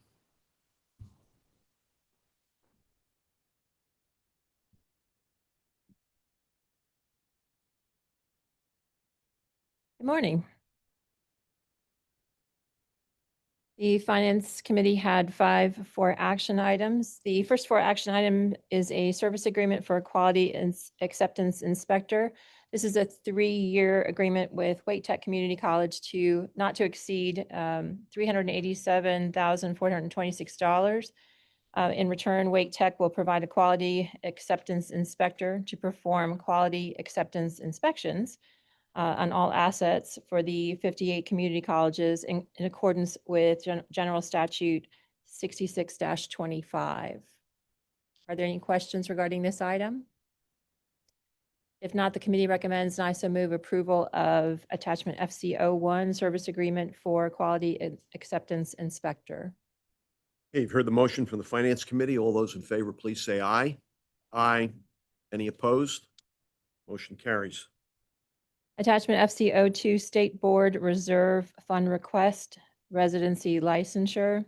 This is a funding request to help support the residency licensure project in the amount of $19,000, which will be allocated to Wayne Community College, who will coordinate the project along with the system office and subject matter experts from 8 to 10 colleges. We heard more information about this in our committee meeting from Dr. Merritt, so I do appreciate his perspective on this. As we heard, these funds will be utilized to help with developing the 18 new EDU courses for the teacher residency licensure program, as well as instructor professional development. So the end goal is the creation of new statewide course content and ultimately to prepare students to be North Carolina's next great teachers. Are there any questions regarding this item? Dr. Merritt, did I miss anything? No, good. All right. Hearing none, the committee recommends and I so move approval of attachment FC02 State Board Reserve Fund Request Licensure, Residency Licensure. Okay, you've heard the motion from the Finance Committee. All those in favor, please say aye. Any opposed? Motion carries. Attachment FC03, statewide course resource project, ACA 122. This is also a funding request from State Board Reserve in the amount of $10,000 to Rowan Cabarrus. It will support the development of statewide resources for the revised course content in ACA 122, Career and Transfer Success. These resources will live in the North Carolina Community College OER platform, where they will be available to anyone, not just in the community college system. This is a free shared library resource. ACA will be taught in fall of 2026, and these resources are projected to be ready, I think, by April. If this item is passed, then the State Board Reserve will stand at $40,000. Are there any questions? Hearing none, the committee recommends, and I so move, approval of attachment FC03, statewide course resource project, ACA 122. Okay, you've heard the motion for the Finance Committee. All those in favor, please say aye. Aye. Any opposed? Motion carries. Attachment FC04, allocation for the North Carolina Career Coach Program. This is an allocation of a little over $659,000 for a 3-year term for the career coaches in 9 colleges. In this RFP round, colleges that did not currently have career coaches were prioritized. And this would take this round through June of 2028. With the passage of this agenda item, we would have career coaches in 49 colleges. And as I mentioned, this program did begin with a pilot in 2015. So we are now, I think, in our first decade of this program. So that's something to be proud of. Are there any questions? Hearing none, the committee recommends, and I so move, approval of attachment FC4, allocation for North Carolina Career Coach Program. Heard the motion from the Finance Committee. All those in favor, please say aye. Aye. Any opposed? Motion carries. Attachment FC05, contract for college cybersecurity awareness training. This is a 3-year contract with no before training for the system office and the 58 community colleges for an amount not to exceed $414,000.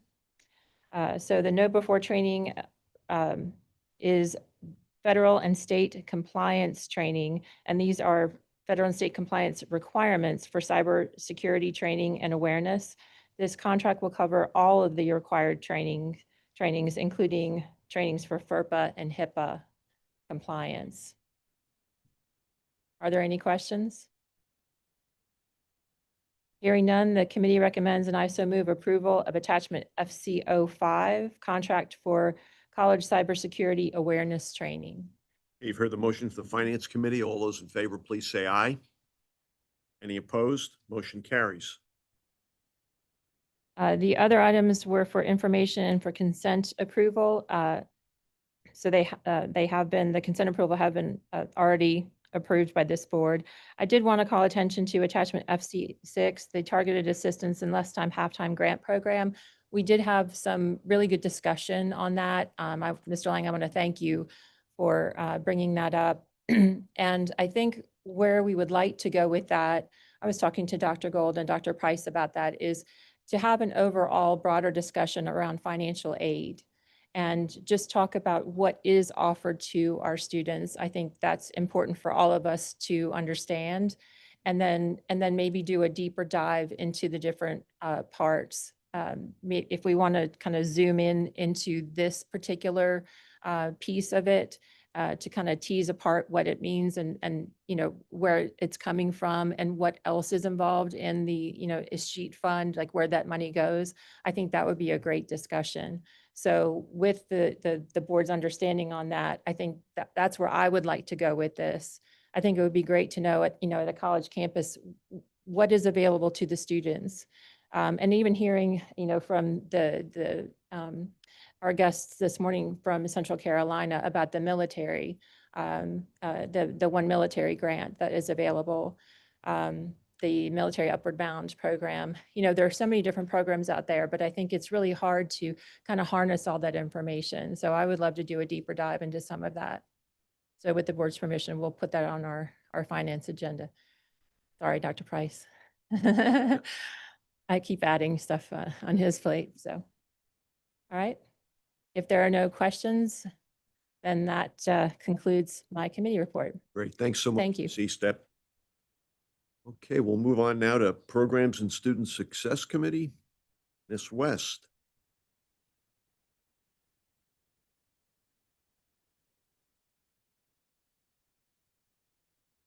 I'd like to take a moment of privilege and echo Ms. Eastep's suggestion, because we have so many different financial aid programs. I think it would be helpful to folks, and I'm about to talk about a couple of them.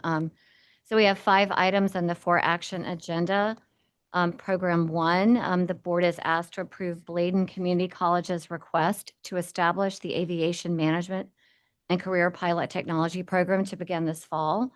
And this degree is designed to provide students with the technical knowledge, leadership skills, and operational understanding required for careers in airport operations, aviation administration, logistics, and related fields.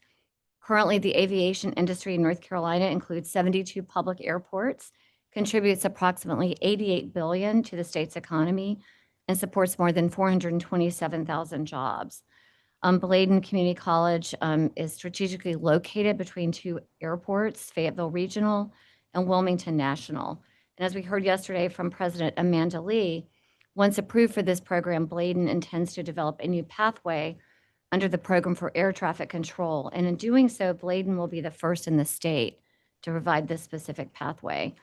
We also see this as an opportunity to support transitioning military service members from nearby Fort Bragg by preparing them for civilian careers within the aviation industry. We thank Dr. Lee for speaking to us and sharing her excitement about this program. And are there questions regarding this item? Looking at you, Mr. Lang. Go ahead. I have a question, and it's maybe a broader one, but we've heard multiple times from college presidents talking about their programs for the military across the state, because we have so many military bases. You just, talked about this program. Is there something, like if I'm a military person and I'm, regardless of which base I'm at, is there a composite of courses and opportunities for me, regardless of which community college it's offered at, that I can look and see based on meeting with a guidance, not a guidance, counselor, where they are and where I could go? That's a great question. Dr. Merritt, can I call on you? Thank you.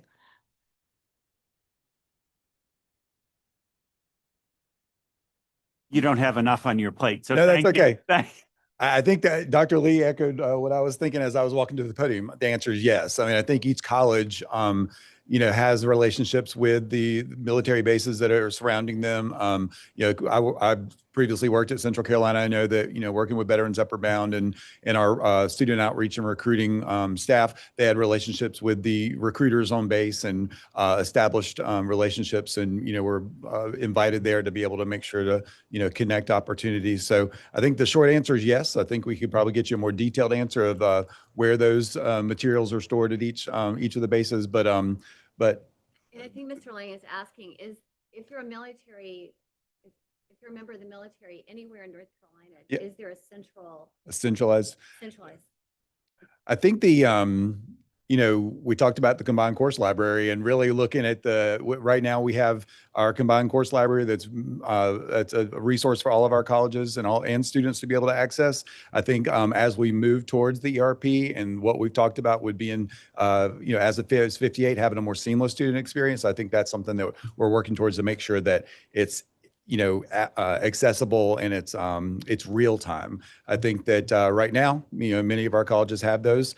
They are college by college for the most part, but I think, this project is really going to help advance that in the, more centralized way that you're asking for. So. I like the way that you very carefully took that and threw the ball over to Scott. It's a, Well it is a, done. it's a group effort. It really is. Oh yeah, we are. We are. Thank you.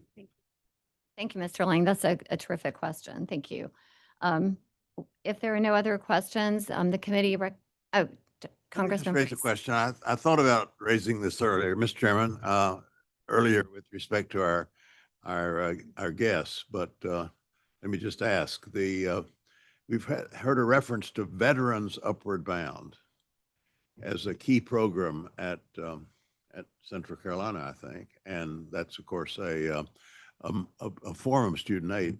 Can somebody clarify? Is that a component of the? And I also heard, I think that it's been unique in North Carolina. Can somebody clarify, is that a component of the federal Upward Bound program? And is there a special component for veterans? And should we be accessing that more broadly? Once again, I will turn to Dr. Merritt. Yeah, so TRIO Veterans Upward Bound is one of the 8 federally funded TRIO programs that help provide access and college success services for, first generation low income and students with disabilities. So TRIO Veterans Upward Bound is probably one of the lower funded programs within the TRIO program federally. Central Carolina partners with Johnson Community College and Wake Tech. That was funded back in 2012, and it's been funded for 3 or 4 cycles now. So it is the only one, but there are very few of those across the country. So yeah, it is one of the 8 TRIO programs from the Department of Ed. Only one. It doesn't look like it should be the only one. What kind? It is, I think, as we continue to look at the federal funding landscape, even this week, 2 or 3 days ago, one example, the TRIO Talent Search Program just dropped a few days ago, the competition. And if you look at how that program has been funded, I was corresponding with some of the TRIO directors for Talent Search a few days ago. And I think there's 475 of those programs funded nationally. And when you look at the funding that's been dropped right now, it looks like only 175 or 200. I might be misquoting the exact number, but or could potentially be funding with the available amount. So I think we're just going to continue to see, and that program is actually emphasizing state level competitions or applicants. So I think we're going to continue to see just all of the grants, consolidated or just reframed and repurposed from the federal landscape. So I hear you. I think the Veterans Upward Bound, I've been shocked that there haven't been more in North Carolina over the years, but there just are fewer of those when you look at the traditional and Upward Bound math science and some of the others that are funded. So I think it's just been a really healthy competition, but Central Carolina, that partnership that they have for years with the other 2 colleges has been paying off for the last couple decades. Thank you. Thank you. Thank you, Dr. Merritt. If there are no further questions on item 1, the committee recommends and I so move for the approval of program 1. You've heard the motion from the Programs and Student Success Committee. All those in favor, please say aye.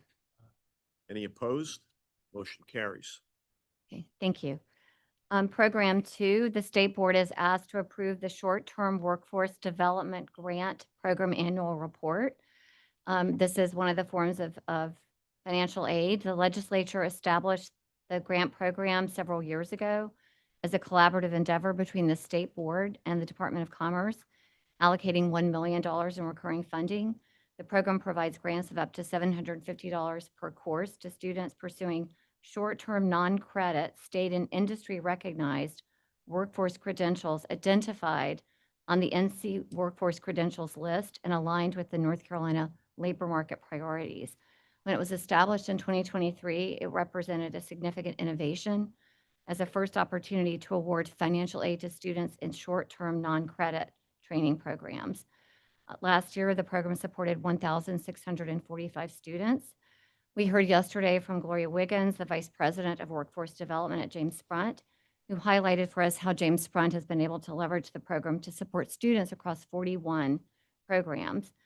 We also took the opportunity yesterday to talk about a separate financial aid program, Workforce Pell, and the work underway to prepare for the anticipated launch of Workforce Pell on July 1. And just for context, at the federal level, Workforce Pell represents an historic expansion of the Pell Grant program. It was authorized a year ago in July 2025 and expands Pell Grant eligibility to short-term workforce training programs rather than just financial aid for curriculum programs. We heard yesterday, we are really appreciative that Dr. Andrea DeSantis, our Assistant Secretary for Workforce Solutions with NC Commerce, joined us to provide a detailed update on the program. She provided a high-level overview of the Workforce Pell rules, which were released by the Department of Education last week. And our system team here in North Carolina has been partnering for some months with Dr. DeSantis. And there's a very coordinated effort underway involving the governor's office, the Department of Commerce, NC Works Commission, with the community college system as a key partner. And NC Works Commission is the lead entity responsible for developing North Carolina's policy framework, approval process, and accountability standards. And the commission has circulated a draft state policy that outlines eligibility criteria, application requirements, and oversight expectations. That draft is in internal review and it will move to public comment in April. Meanwhile, the Department of Education released their suggested rules last week, and there is a public comment period underway for that process as well. And I think there was a meeting, Dr. Merritt, last night to share with Dr. DeSantis comments from our stakeholders within the system. I think Dr. Cox shared with us that the Workforce Pell eligibility criteria may restrict our ability to qualify for fewer programs under Workforce Pell, which makes the plethora and broad number of programs to support financial aid for students across all of our programs even more important. And I will pause there. We unintentionally created a little confusion yesterday between the short-term workforce grant program and Workforce Pell. They're two separate programs, both which provide financial aid to students in non-credit short-term workforce training programs. They're both incredibly important to the ability of our students to pursue these courses and establish a wonderful life and sustainable family wage. So I will pause there for any questions. Questions, but a great discussion yesterday. And Andrea did a fabulous job outlining the short-term Pell and the fact that we have to position ourselves to lead in the country. And I'll tell you, we'll talk about it a little later on. In all the one-on-one discussions Mr. Kane and I have had, I mean, everyone is very focused that North Carolina stay number one in workforce by a wide margin. So we've got a lot of people rooting for us on this topic. Right. I think your point is well taken. North Carolina is leading, our system office is leading. We developed a toolkit which has been disseminated to all of the colleges to support their ability to prepare and take advantage of Workforce Pell. And I believe a couple of other states, Tennessee being one, have actually asked for our toolkit and found it very helpful and useful. So the committee recommends and I so move for the approval of Program 2.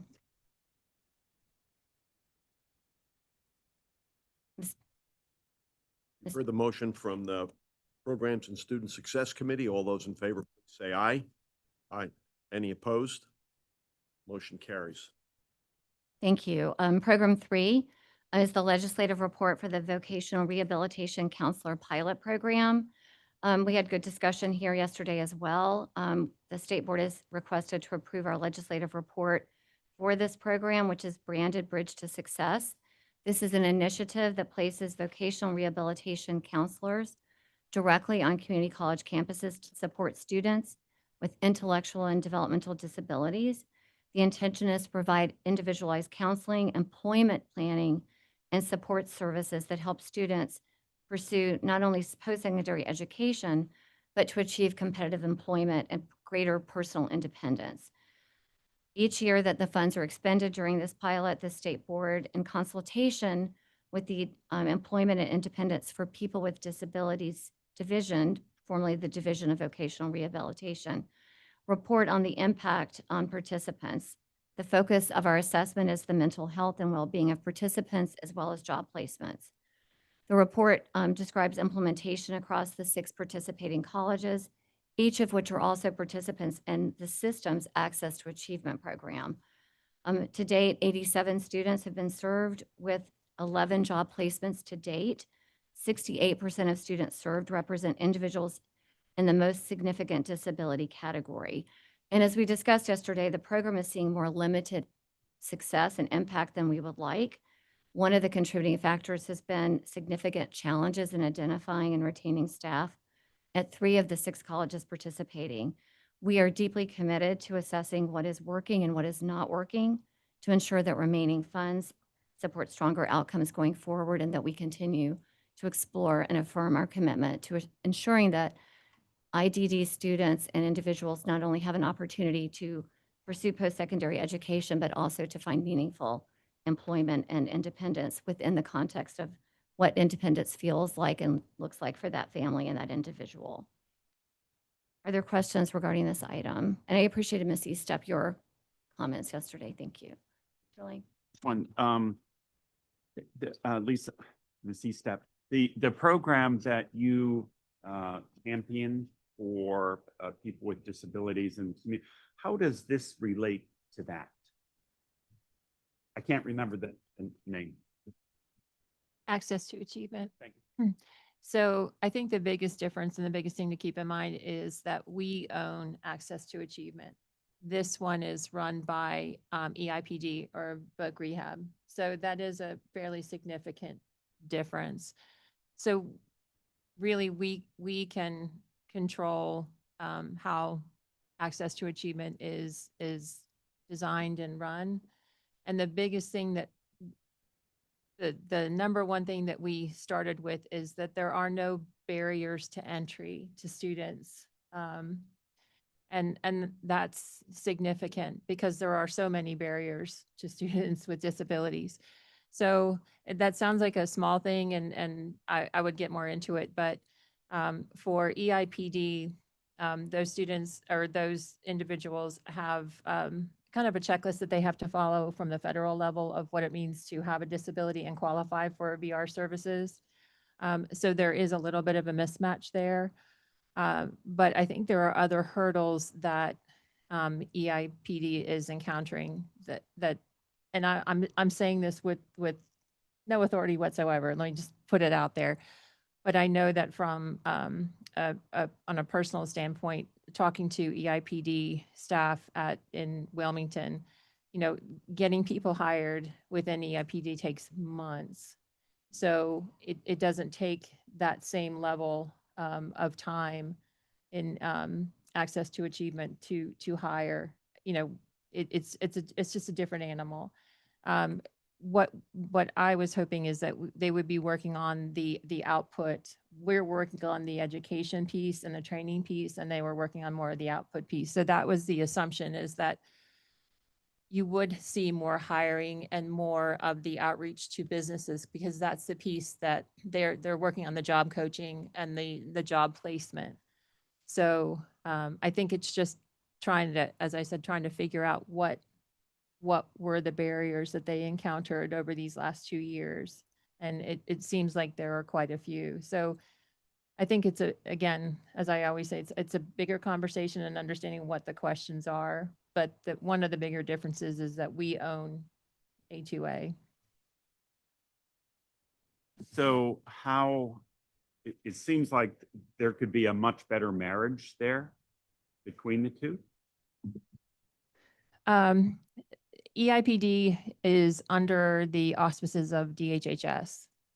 So it's a different agency, different group, and they are the only state-funded, state-mandated agency that handles job coaching for students or for people with disabilities.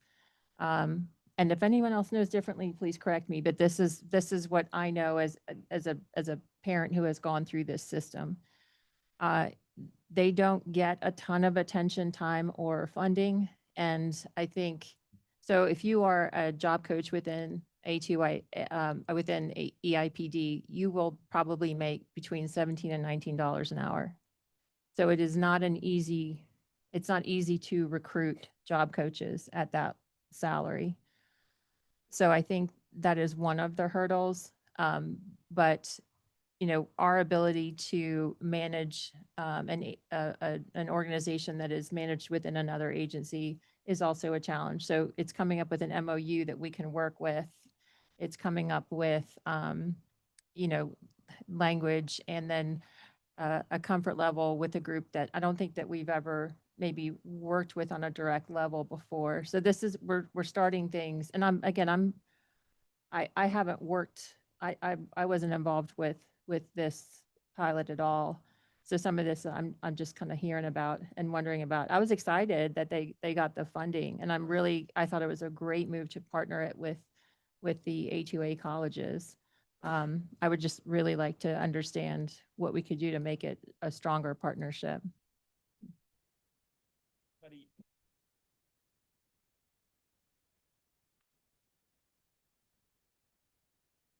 Somebody own this program at the Department of Health and Human Services that we know that we can have the conversation with?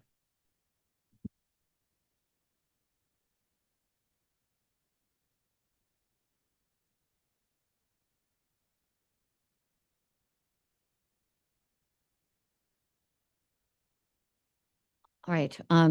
If there are no other comments or questions on item 3, then the committee recommends and I so move to approve the report. Okay, you've heard the motion from the Programs and Student Success Committee. All those in favor, please say aye. Aye. Any opposed? Motion carries. Program 4, the State Board is asked to approve applications from Durham Technical Community College and from Asheville Buncombe Technical Community College to open new cooperative innovative high school programs with approval for funding. Both of these programs are already in existence, and this is a request for funding. They have been vetted, these applications have been vetted and approved by the Joint Advisory Committee, which is composed of representatives from the North Carolina Department of Public Instruction, North Carolina Community College System, the UNC system, and the North Carolina Independent Colleges and Universities. We heard yesterday from President Buxton that the Durham Tech proposal represents a shift in their current middle college model to an early college, and further is an exciting collaboration with the Durham Public Schools and Duke Health. Duke Health is committed to hiring 60% of program graduates. Are there questions regarding this item? Hearing none, Mr. Chair, the committee recommends and I so move for approval of Program 4. Heard the motion from the Programs and Student Success Committee. All those in favor, please say aye. Aye. Any opposed? Motion carries. One last, Program 5, the board is asked to approve a new curriculum prefix, MEM, Microelectronics Manufacturing. This prefix will establish a statewide curriculum structure to support semiconductor workforce training and industry demand, and supports our ability to be Propel ready. Central Carolina Community College helped develop the curriculum framework to support training in this emerging sector. This work is connected to the CLAWS Microelectronic Commons Hub, which is led by NC State University. And this collaboration received federal funding through the CHIPS and Science Act to advance semiconductor research and workforce development in our state. Are there questions regarding this item? Hearing none, the committee recommends and I so move to approve Program 5. Heard the motion from the Programs and Student Success Committee. All those in favor, please say aye. Any opposed? Motion carries. Mr. Chair, that concludes my report. Thank you. Great, thanks very much. And you've got a lot of moving pieces. I know your committee meetings are some of the longest and most complex. So again, I appreciate your leadership in driving all these initiatives. Okay, I know Mr. Lang is going to say I intentionally skipped him. And he was getting back at me by asking a lot of questions here. Now we're going to move on to the Accountability and Audit Committee. Mr. Lang.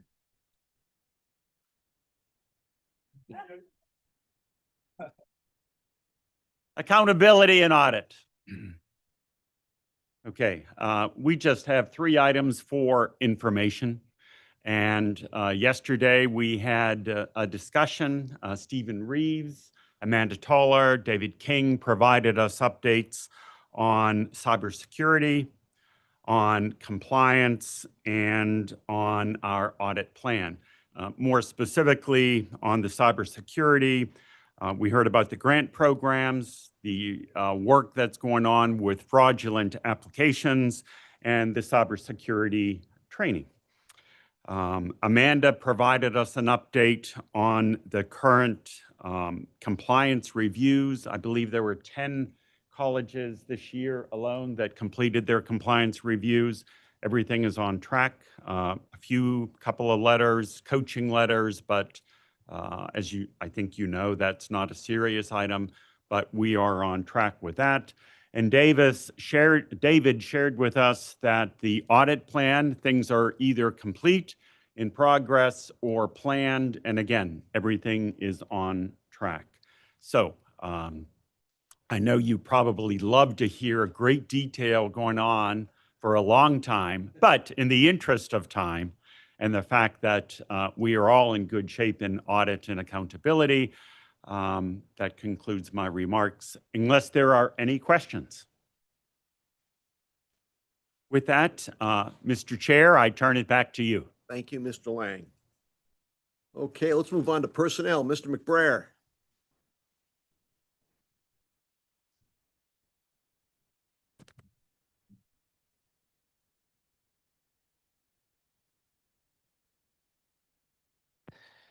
Thank you, Mr. Chair.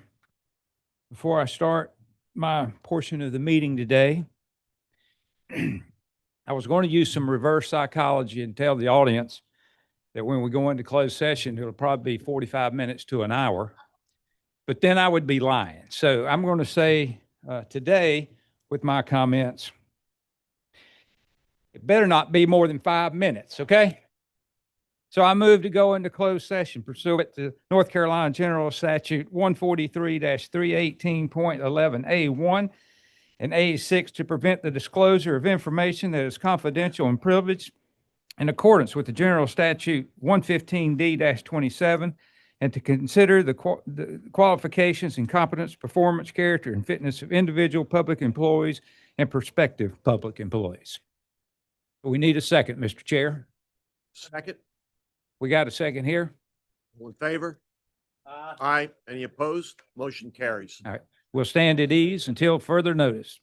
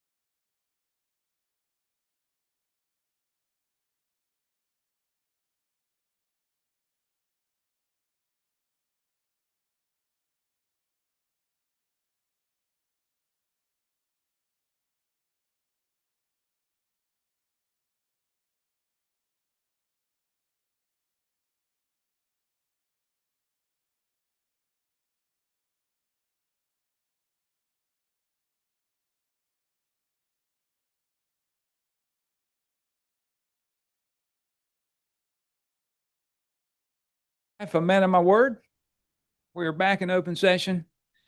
And Mr. Chair, personnel discuss the rehire or a new hire for a vacant position in the finance area. It's a position of Associate Vice President of College Finance and Operations.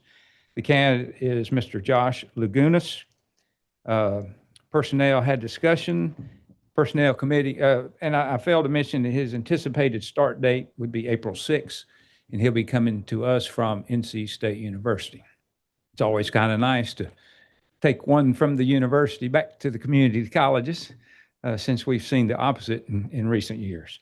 But personnel recommends, and I so move, the hire of Josh Lagunas as Associate VP of College Finance and Operations. Heard the motion from the Personnel Committee. All those in favor, please say aye. Aye. Any opposed? Motion carries. Thank you. And second, we have a presidential reelection. This month, Blue Ridge Community College Board of Trustees sends to us the reelection of Dr. Laura Leatherwood. Personnel discuss and personnel recommends, and I so move the reelection of the president of Blue Ridge Community College, Dr. Laura Leatherwood. Heard the motion from the Personnel Committee. All those in favor, please say aye. Aye. Any opposed? That motion carries. That concludes my remarks. Thank you, Mr. McBrayer. And we'll close it out with State Board Policy and Governance with Honorable Chaz Beasley. Morning, Chaz. Good morning, Mr. Chair and members. Thank you for your time here. We have one item for action. To give you the rundown on that one item, there was an investigation into compliance for hands-on dental assistant training by the State Board of Proprietary Schools. They did find three different areas of non-compliance, including failure to provide student refunds as required by law, knowingly presenting false or misleading information relating to the approval of a license, and also failing to provide accurate and required information in its catalog and enrollment agreement. The three allegations that are involved have been addressed. All parties are now in alignment regarding the fact that a unanimously recommended 30-day suspension by the Board of Proprietary Schools is the correct course of action. And now those have all been addressed, but we do have to approve these as a board. And as a result, we did discuss this yesterday, and the committee did vote to approve this 30-day suspension. Happy to answer any questions. Hearing none, the committee recommends, and I so move the adoption of item SBPG 01 as written.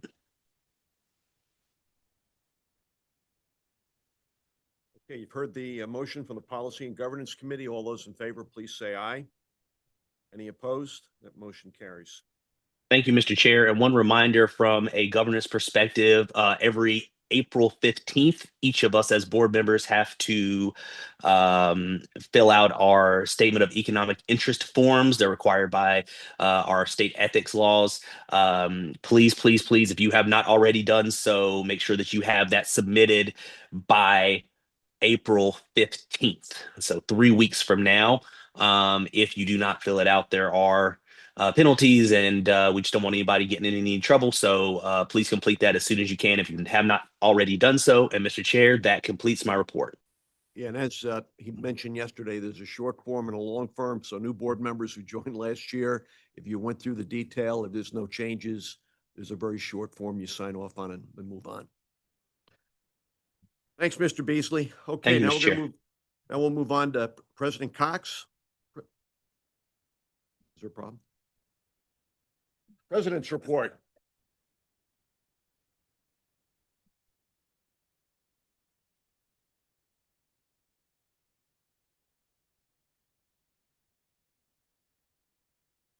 Voice of God. All right. Thank you, Mr. Chairman, board members. It's always a pleasure to be here presenting before you all. I want to begin As always, do thanking our guests and partners who have joined us here in person as well as online this morning. Of course, I want to call out Dr. Mandy Lee, the president of our association, all of our other presidents who are here with us today, and those who are joining online. Also like to thank Julie Woodson and Gene Reese for being here representing our fantastic trustees association. We always appreciate your presence here as well. We appreciate really all of our stakeholders and guests joining us each month to listen in on our meeting. Before I begin my report, I'm going to ask Alex Fagg if he'll step up. He's got a brief update on Propel NC and kind of where we are with our advocacy efforts with Propel, and also a quick update on our Community College Day at the General Assembly. So Alex, if you'll share those comments, please. Thank you. Thank you, President Cox. Good morning, everyone. Great to be here with you all. Snowballing onto what Dr. McGinnis's report on enrollment, this doesn't happen by accident. It happens from our community colleges. It happens with people, as we heard from Dr. Gabriel. And then we talked about the capacity ceiling. And if we don't break through that capacity ceiling, we're not going to be able to have the tools and resources we need to deliver for the people in the ever-growing state of North Carolina. We saw the population growth trends. That was a great question, but we've seen growth from the economic activity in the state that our colleges and our system serve every single day. So again, that is a major talking point in propellancy that we continue to harp on, and that is what propellancy does, is increases that capacity to deliver. Yesterday in the Strategic Planning Committee, we had a document that we are working on. It was a draft of this propellancy. If you did not pick one up yesterday, I'm happy to give you one. This document outlays more of a targeted approach of propellancy, talks about annual openings, our completers, salary levels. Some updates that we're going to make to this before it's finalized is projections about what we could do with that additional capacity and closing that workforce gap. So I know that we're continuing to work to refine that and appreciate all the feedback from there, from you all. And again, please let me know if you don't have a copy of that, and we will be sure that we give you one before you head out. Advocacy wise, I hope that you saw the comprehensive email Deanna sent out on Wednesday. If you did not, please let me know. What we did was provide a lay of the landscape from the way that we know it now for the legislative short session. Reminder, short session moves very fast. Limited policy committees, could be a pre-conference budget that comes out, and that work begins now as we lead into April and the start of the short session. We expect the governor to release his recommended budget towards the end of April as well, towards that 21st start date. So again, a lot of work going on now in terms of continuing to communicate our legislative priorities, enrollment growth, propellancy, et cetera, that this board approved last meeting. So all hands on deck, heavy work. The colleges have been great. We mentioned that grassroots campaign of reaching the members on in their districts right now, letting us know about those meetings and again, kind of just all working together. So that's kind of where we look at from the state level. Again, expect things to move fast. I know we probably may not have an April meeting, but we will continue to keep you updated. When session begins, we will give you the weekly legislative updates along with any priority correspondences. Community College Day on May 6th, we have had strong feedback from colleges that are interested in helping and hosting an exhibit. I think it's about 48 of the 58. Last year, due to capacity limits, I think we had to cap at 30. So 48 colleges. And this is we have already mentioned this, but this is a very, very busy week and time for colleges. So the fact that they're stepping up to be there for the system on Halifax Mall, it just speaks again to the partnership and the far reaches that we have as a system when we work together. So big kudos to the colleges stepping up to help us. We'll be working through the rest of those details, but it'll be a great day on May 6th on Halifax Mall. So a lot of that cutting edge stuff on display, aligning with propellancy, workforce sectors. It'll be a really, really great event. And with that, I'm happy to answer any questions or kick it back to President Cox and then answer questions at the end. Yes, sir. Quick question. When, and maybe you said this and I missed it, when do you want to have this finished? And would you like feedback from the board regarding the document? Feedback is always appreciated. Absolutely. If you have any feedback, please, I'm happy to talk with you. Next couple of weeks, hopefully, I mean, we're already kind of working on the fine tunements, if you will. So next couple of weeks for sure. Definitely have it ready by the April awards event. But this will be a great tool. And we're going to add more of the information on propellancy with numbers, et cetera. So it'll be that comprehensive document that we can use for advocacy and information. So next couple of weeks, but absolutely, I'll talk to you after this. And any other board members you have feedback, please always share. It's a great question, Chris. What we're looking at in discussions yesterday was kind of what's the ROI? What are we going to deliver? I mean, we know the opportunities there, but how many are we actually going to produce over that period of time? What's our aspirational goal? So, I also want to thank Julie Woodson. We had a great meeting at the executive trustees. Great partner in terms of legislative advocacy there with Gene Reese or Chairman Reese and Julie as well. So again, colleges, trustees, state board, thank you all for all your support. It's going to be a busy couple of months, continue to be a busy couple of months. So with that, hey, Alex, just a comment on Community College Day for the new board members. I mean, 2 years ago, that event was in a conference room over at the museum across the street. Last year, you put it together in like 30 days. We got the tent out there. Team did a great job. We had the board members that were there. Wasn't it fun? I mean, it was a blast.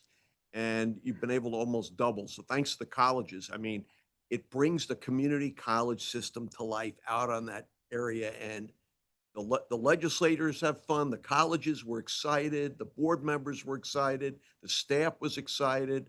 We had Department of Public Instruction out there. Commerce would come out. So it was really a great day, a celebration in the contributions of our community college. So I'd encourage you, if you can get back, please come to it. It's really a lot of fun. A lot of us got very sunburned, but it was just a very successful event. And this year, Alex is putting it on steroids. So thanks, Alex. Team effort. Dan is doing a lot of the work. So yeah, heavy lifting. Yeah. Well, now Alex is doing a lot of the heavy lifting, but it is a team effort. And I'd be remiss if I didn't shout out our colleges. The timing is a bit of a challenge for colleges, as you might imagine. It's the last full week of the semester, exams going on, the graduation's happening the next week, but they do what they do and they figure it out, and they're going to be here and make sure it works and works well. So I appreciate all of our colleges leaning in for that great event. It's going to be a great day in May.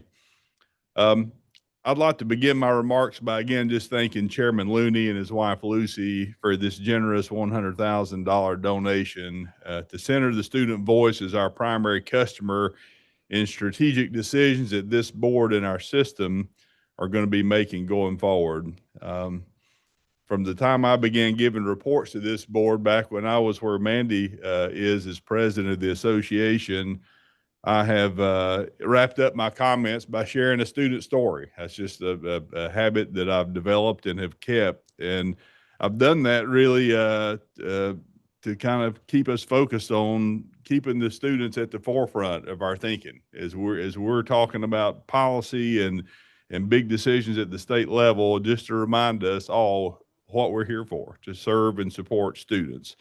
So, Mr. Chairman, this generous donation is no doubt going to make a huge difference in ensuring that we all keep that focus on our students as our customers as we continue to strive to meet them where they are and help them get to their desired destination. So thank you again for that generous gift.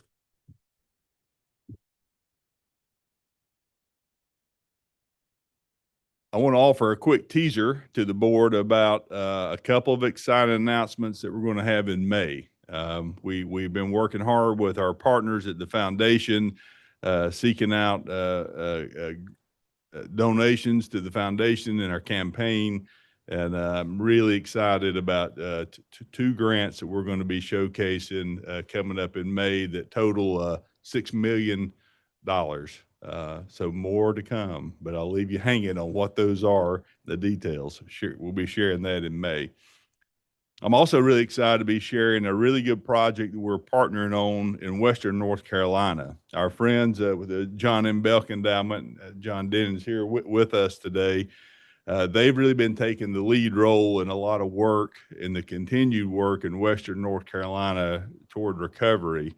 The Belk Endowment has been working to marshal support among other state and national philanthropies on this project that's called Good Jobs WNC, Good Jobs Western North Carolina. We're proud to be a partner with that, with some of the funds that the John M. Belk Endowment provided for us through the Innovation Fund.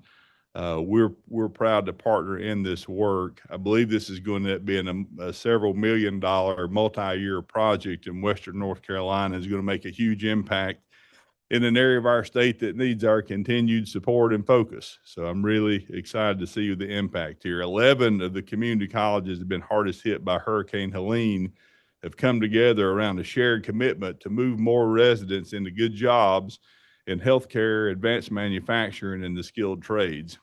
This effort, which we're calling Good Jobs WNC, was designed from the ground up with the colleges themselves in the aftermath of Hurricane Helene. Their presidents named the needs, real-time labor market intelligence so they can make better decisions for their communities, support to deepen employer partnerships, flexible funding to launch and scale programs faster than the state and federal timelines allow, and adaptive capacity to meet evolving local demand. Every element of the initiative reflects what the colleges have asked for. It is locally led, locally centered, and built to ensure that each college sets a good jobs goal for its own community based on validated data about where the regional economy is headed in this recovery. What makes this work particularly promising for the system is how it aligns with and reinforces efforts that we already have underway, including our proposed Propel NC funding formula. The labor market intelligence and data infrastructure being built across the 11 WNC colleges will strengthen the same evidence-based, demand-driven approach the system is pursuing statewide already. Good Jobs WNC is a regional prototype for what a modern talent system looks like when colleges, employers, and key partners work from a shared framework with shared data and shared goals. If it works well, this project in Western North Carolina, and we believe it will, I believe it can offer a model for the system that we can learn from and adapt for other parts of the state as it continues to build a stronger, more responsive community college network across North Carolina. So I'm excited about that project. And John, thanks to the John M. Belk Endowment for leading on that effort. We're excited to see where that goes and happy to be a partner in it. On another note, Dr. Brian Merritt, Katie Luvas, and Chrissy and the foundation and I all attended the Achieving the Dream conference out in Portland, Oregon earlier this month. Katie and Brian actually both presented at the conference, and then we hosted a reception for about 90 folks from around the country that our foundation sponsored. We had many of our community college faculty, staff, presidents who were there at the Dream Conference who joined us for this reception, but we also had a number of national funders there with us. So we had a great time, made a lot of really good introductory relationships. It was a fantastic event. Again, thanks to Katie and the foundation for sponsoring our trip out there. I'm confident that the time we spent out there in Portland showcasing the good work going on here in North Carolina and in our system will pay dividends in future partnerships and investments from some of these national funders. So I think it was a good, productive trip. Dr. Lee mentioned earlier the convening between our K-12 superintendents and community college presidents. Again, I would note this work is made possible by the John M. Belk Endowment. They've covered the full costs for all 115 school superintendents and 58 presidents to attend this annual event. This is the 6th annual event that we've held in partnership with the 115 school superintendents and 58 presidents, and almost all of them do attend this annual event.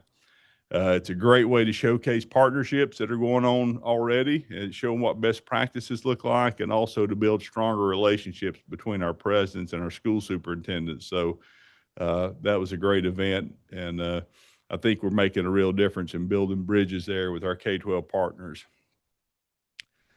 Sadly, on Saturday of that same week that I attended this convening between all of our presidents and superintendents, on that Saturday, I joined State Superintendent Mo Green and hundreds of others in Wilkes County to mourn the passing and celebrate the life of Mark Bird, Superintendent of Wilkes County Schools. Mark was one of my primary educational partners and a good friend during my tenure at Wilkes Community College as president. As I shared with the presidents and superintendents at the meeting that we held, Mark's suicide should serve as to focus all of us and all of our attention on the importance of taking care of our own mental health and that of all the students, faculty, staff, and communities that we serve.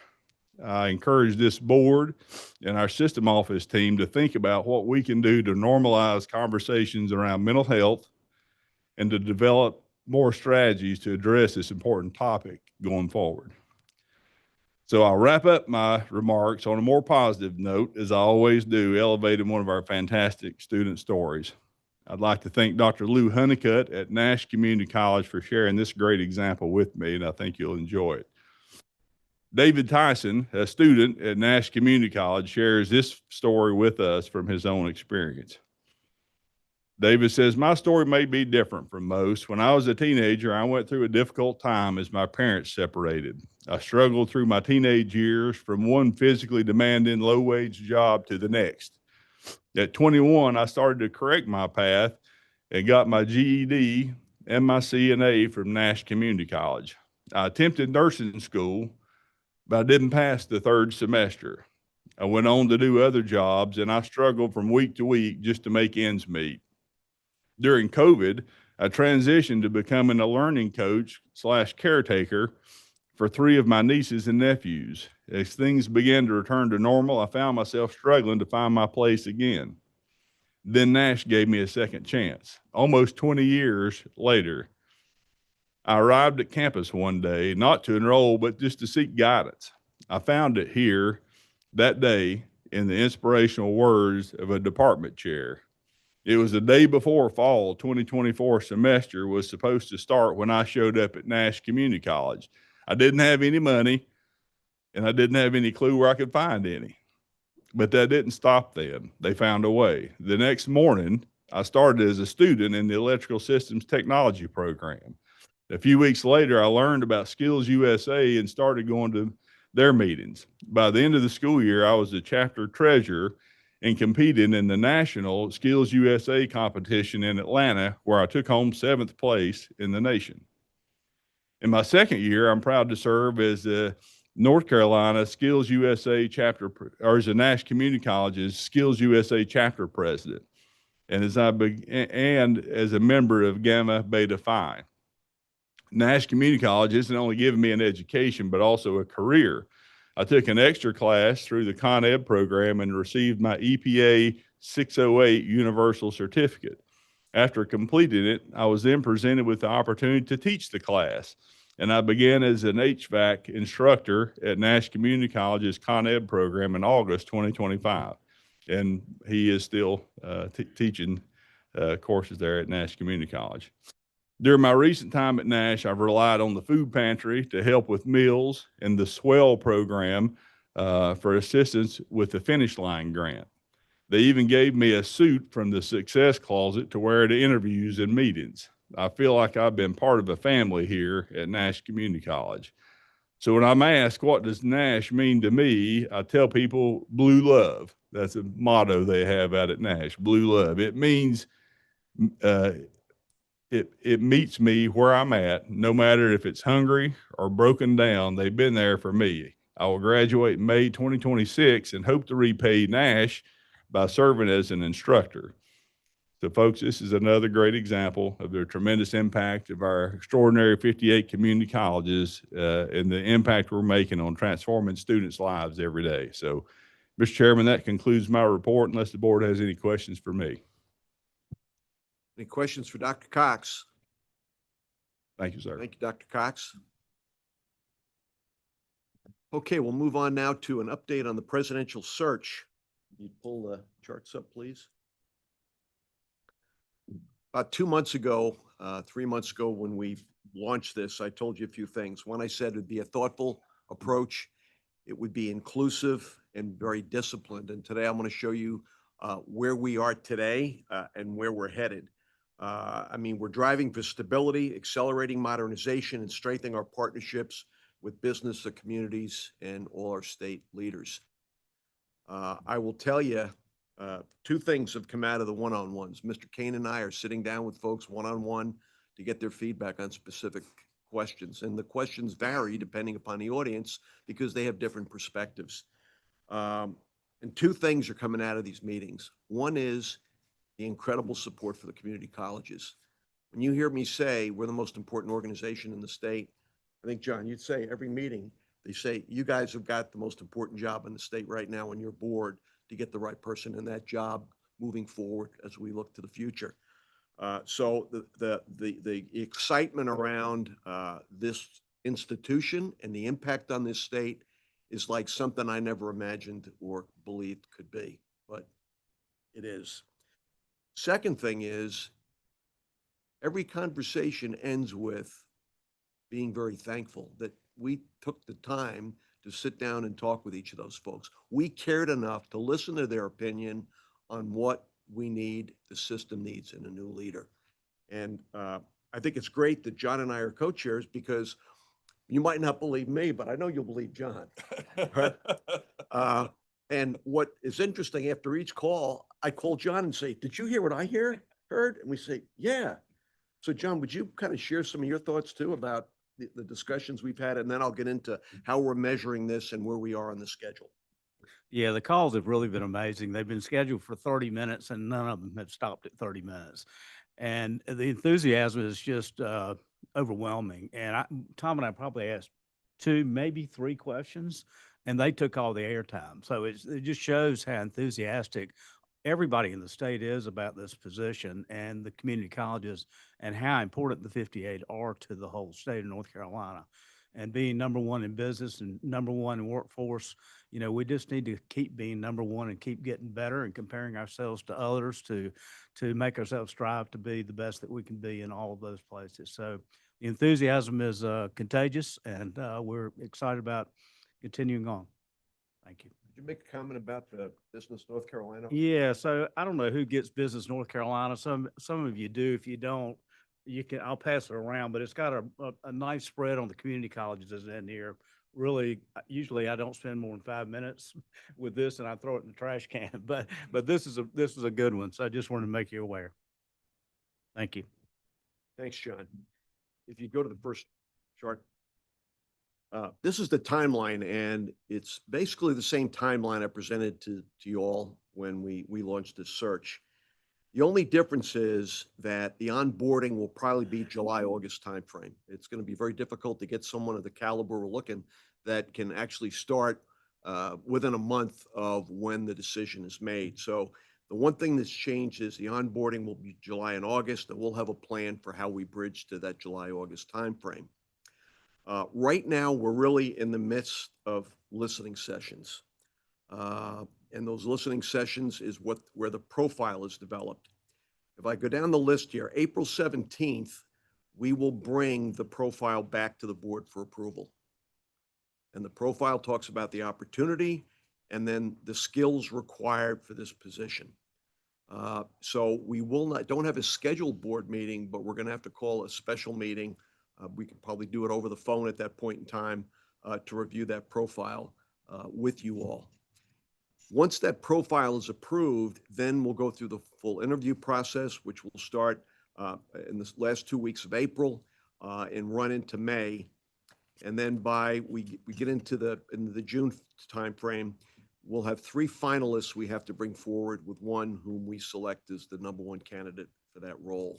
So that's the overall schedule we're following. Again, the only difference was the July, August, and we don't have a meeting in June as well. So we'll also have a special called meeting in the June timeframe as well. And Ms. Mast will give you plenty of notice on those dates. We're trying to lock in all those dates as we speak. Turn to the next chart. the number of people we're touching in this search is like this state's never seen. People who are giving input, and we've got to measure that. We've got to track it. And as part of the process here, we've got a Gantt diagrams that we'll be following on each group we're talking to, how we are on getting responses, what actions we have to take to follow up on people we didn't get responses from. But I just want to give you the confidence. We are managing this like we run a top Fortune 500 company. We are managing this very tight to the schedule and very tight as far as the feedback and the use of that feedback in the process. You go to the next one, Jamal. A lot of the work is being done by the system office, but I just wanted to remind all, there are 3 organizations we're working with right now to complete this search. And again, the money appropriated when we started this, we're all staying within those budgets. But Bufkin Baker, John and I can't do all the interviews, but Bufkin Baker is out there as well. And I'll take you through the numbers of the number of interviews and contacts we've made.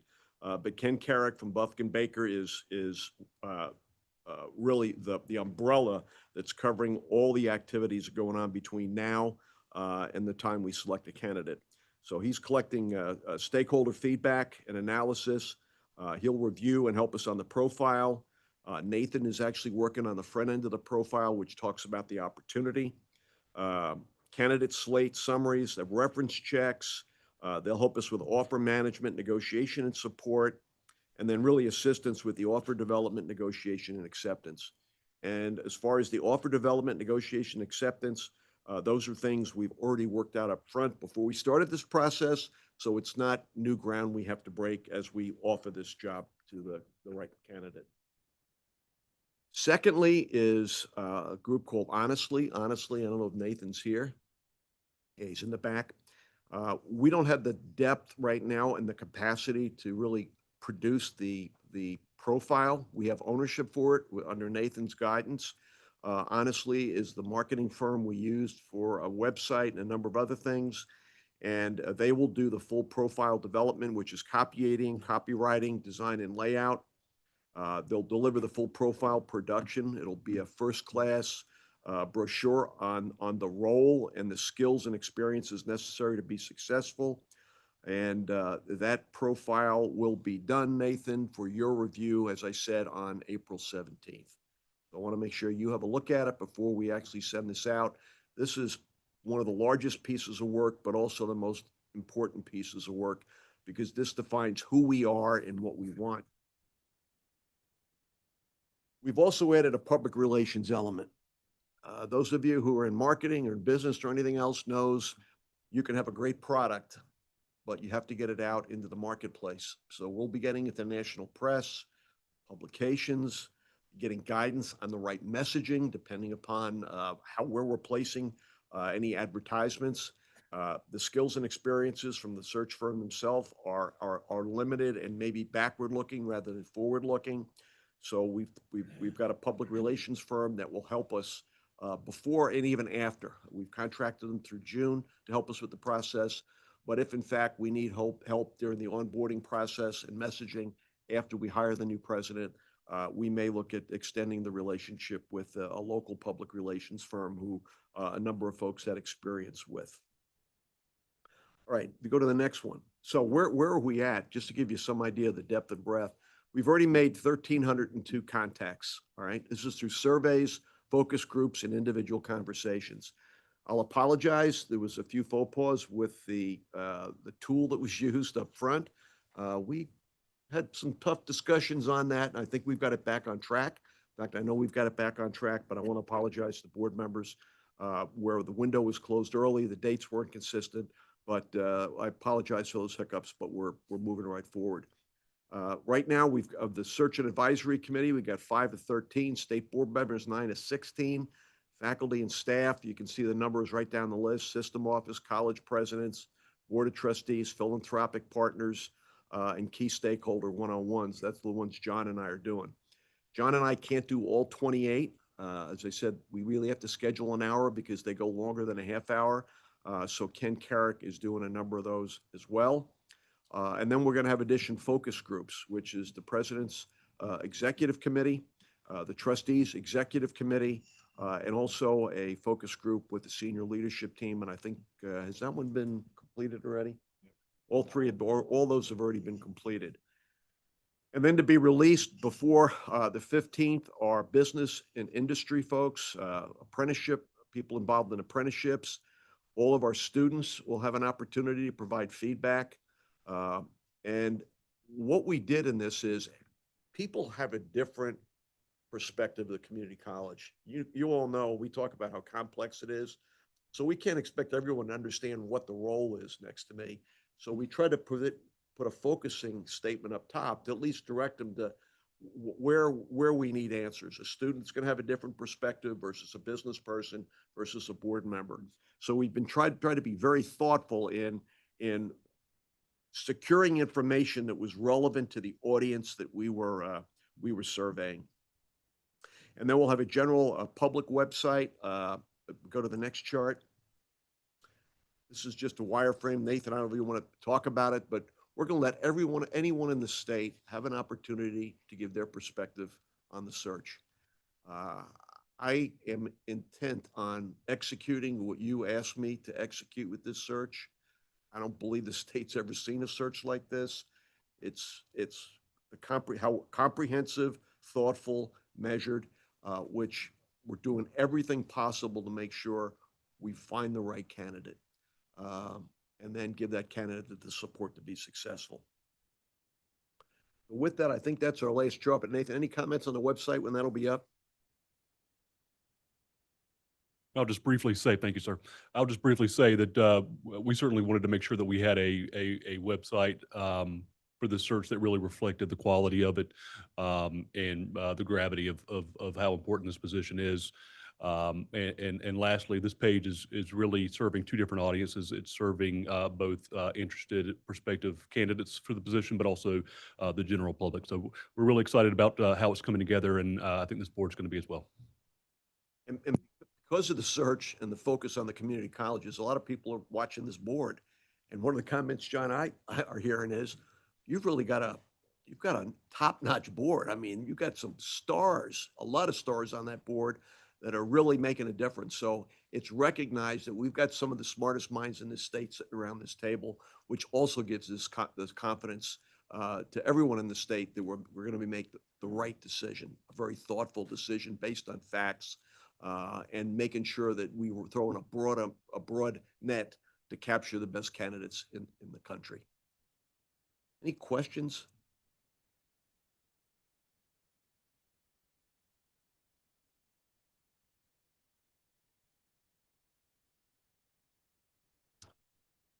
Good catch. So we'll have a search update. Could you talk about that for a second, Dr. Gold?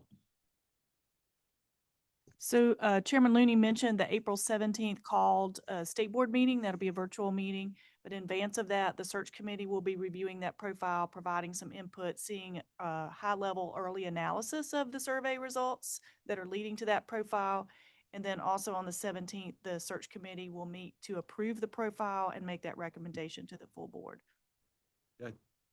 So we're making sure that a lot of eyes are looking at this and it's hitting the mark.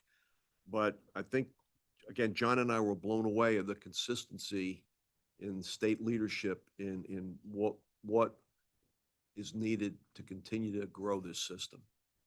Any final comments from you? I think covered it. No, I think we covered it well. Just the enthusiasm is contagious. Any other questions?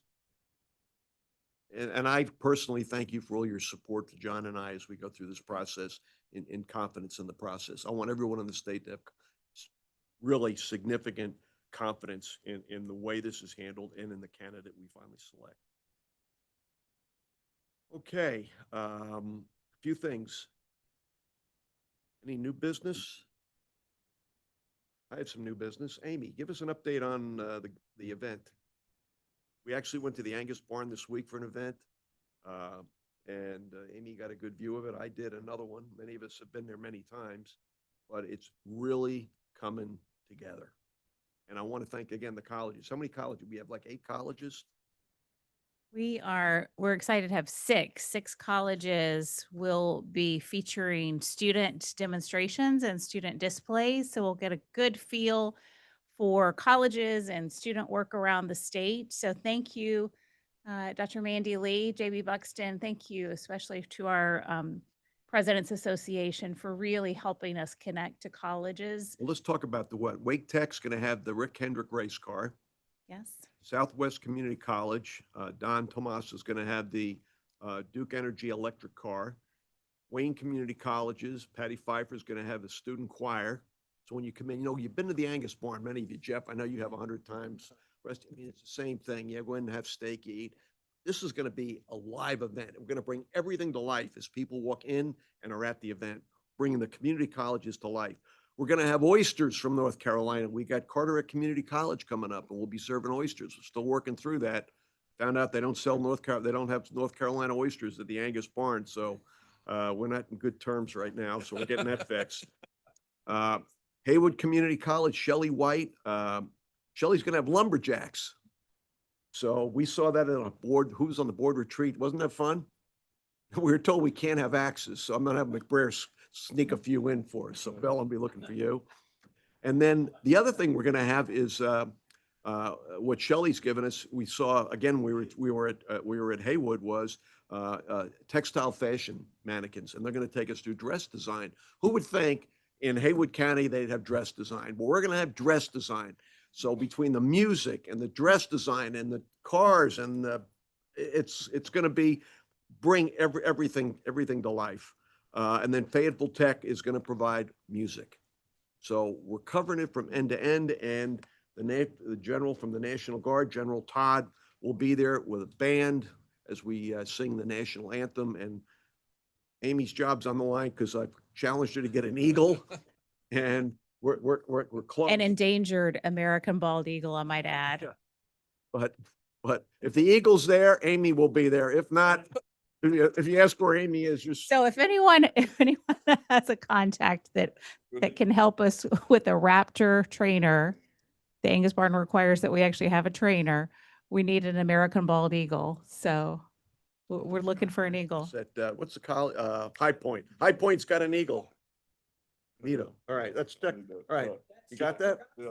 All right. So just a couple of details. So make sure, board members, that you have Wednesday, April the 15th on your calendar. So that's Wednesday, April the 15th, 5:30 to 8:30 p.m. Angus Barn Pavilion. So that's down the hill where the big tent is, and it's gorgeous right over the lake. It's really, really pretty. So we're honoring, we have 10 awards. So we're honoring students, colleges, college presidents, college faculty, college staff. We're honoring our business and workforce development partners. So it's a great time to highlight all of the partnerships that we have in place through the North Carolina Community College System, and especially our 58 colleges. So again, huge thanks to Dr. Mandy Lee and JB Buxton and the President's Association. All 58 presidents are invited to attend. So Mandy Lee and I are going to be working on that together. So thank you, Mandy. And we have incredible sponsors. So we want to make sure to thank Duke Energy as our presenting sponsor. Yep. Record sponsorship. We want to really thank John Kane for sponsoring through Kane Realty. Terry Jurgen. Terry, you should stand up and take a bow. Terry, Stand up and take a bow, because not only is Terry sponsoring through DPR Construction, he has encouraged his friends through other trades and construction companies to sponsor as well.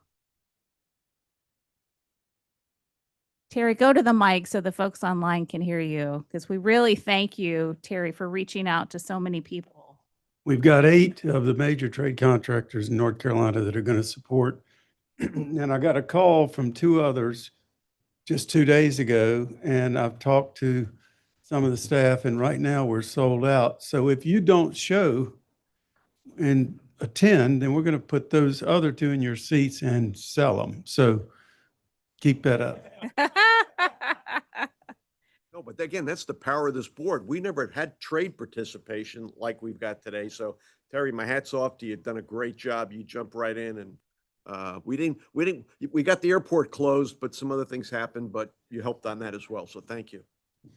So we're really excited. And again, we're going to have all board members there. I just know it. So our our invitations, RSVPs will be going out hopefully either this afternoon, tomorrow morning. We want you to do quick RSVPs so we can, as Terry said, make sure that all those seats are filled and all 58 college presidents. Mandy Lee is going to help me with that. So thank you again, Mandy. And we're just thrilled. It's going to be an incredible evening. And again, we're really focusing in on our students, our colleges, and these critical workforce development business partnerships. Yeah, so if you can't attend, please let us know because we've got a large wait list. And if some vendors don't take all their tickets, then we'll be able to release additional tickets. But the sooner we know, the better, because we want to pack the house. So, and I appreciate your support and belief in that effort as well. Okay, around the horn, we talked about Terry. Lieutenant Governor, you're always out in the field. Anything new to report this week? My Wayne County Community College visit was preempted by a funeral of a trooper. So it's back on the schedule, but I haven't gone yet. All right. Look forward to I know you were hitting them all, so. Anyone else talk about any college visits they've been to here since the last meeting? Yes, Terry. John, talk to him a little bit about our Johnston County College visit, please. Go ahead, Terry. No, you go ahead. Huh?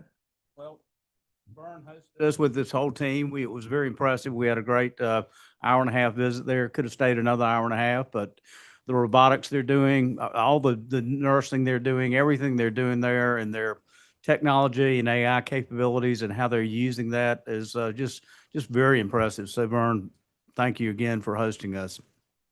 Was he back there? Yeah. Stand up, Vern. Appreciate it, buddy. And Vern, I always ask you this. So what's your enrollment up over the last 3 years? Just say that louder. I don't think it'd be here on it. 60% enrollment increase. No. Give that man a raise. Thanks, Vern. Okay. Any other comments from Mr. McBrayer? I got a comment. Dr. Cox didn't mention it today, but Tuesday night, side by side with Nito Cobain, it is this Monday, Tuesday, isn't it? Yeah. Dr. Cox will be featured there. Our Lenore Ryan president was there earlier in the year, and they have, Dynamite. If you don't ever tune in to Nito, it's a great program, and so I'm looking forward to seeing it on Tuesday with our own Dr. Cox. And they beat Wisconsin yesterday. Yeah. Incredible. Chair Looney, I would love to, I know we heard Bannock Scott's report. Bannock, I would just love for you to say a few more words about the conference, April 10th and 11th. And if you could just let board members know, are they able to attend? What portions of that conference would they be able to come if they're willing? And just want to give Bannock a few more minutes since we're early on our time today. Yeah. So again, our conference is going to be from April 10th through 12th. Everybody here is invited. So if you would like to go, please let me, Ms. Scobie know, Alexis Odell. Alexis gave some good insights on what we'll be doing throughout the weekend. The theme for the conference is Empowering Voices, Investing in Change, as that is our theme for the entire year for the N4C SGA. We'd love to have you guys at the mentor luncheon. I know we said that the April meeting was going to be virtual, correct? Correct. Okay. So the conference will be the week before the meeting. And so our mentor luncheon, Alexis, you said that was from 12 to 1? On Friday, April 10th. So that's an opportunity for you guys to come out and network with students in the area. And we'd love to have you guys there because we know we'd love to hear from you guys. Where is it? Oh, this is going to be at the Raleigh Marriott Crabtree Valley. Sorry. Alexis, are there any other opportunities that you would like to inform us of? Yes, thank you. So since we're approaching conference pretty quickly, there are a couple of ways you can get involved. The mentor luncheon is the best one. We break that down into categories so that students can be sitting with people who specialize in things that they also specialize in their home delegations and SGAs. So that would be presidents, vice presidents, secretaries, treasurers, parliamentarians, students who specialize in student outreach, students who specialize in event planning, and students who specialize in marketing or public informations. So if you have knowledge or interest or experience in any of those fields, when we send Miss Amy Mass the information for conference, I'm sure she'll be sending it, forwarding it to all of you. And you can just let us know if you are interested in serving for the mentor luncheon and in what position. And then we also have our workshops. Workshops are usually presentations done by professionals who want to give advice or let students know about an opportunity in the world near their schools or in North Carolina in general, because as we know, the 58 community colleges are pretty widespread. So if you have any interest in hosting a workshop, we're also completely open to that. We will also be hosting a general session presentation by a few of the staff members here that we are still working out the logistics of. And if there was any information that any of the board members wanted to present briefly, that general session time would be the perfect time to do so. I believe that it's on the Saturday. Yeah, that's going to be on a Saturday.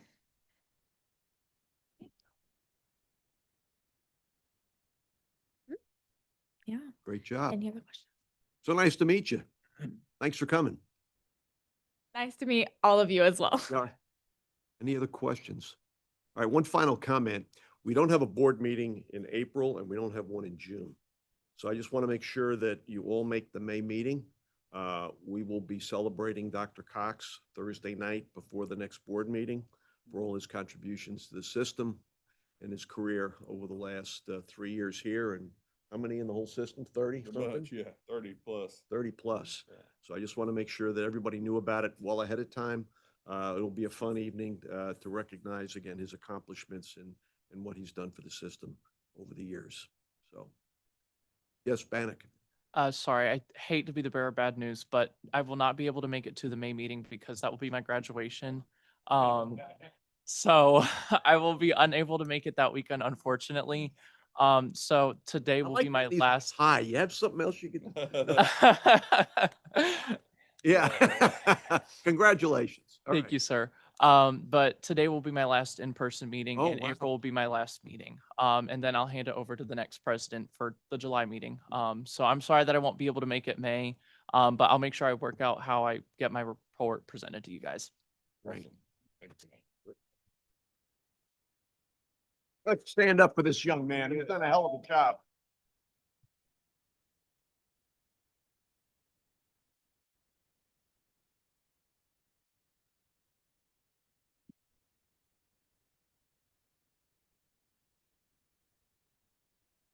$14:15.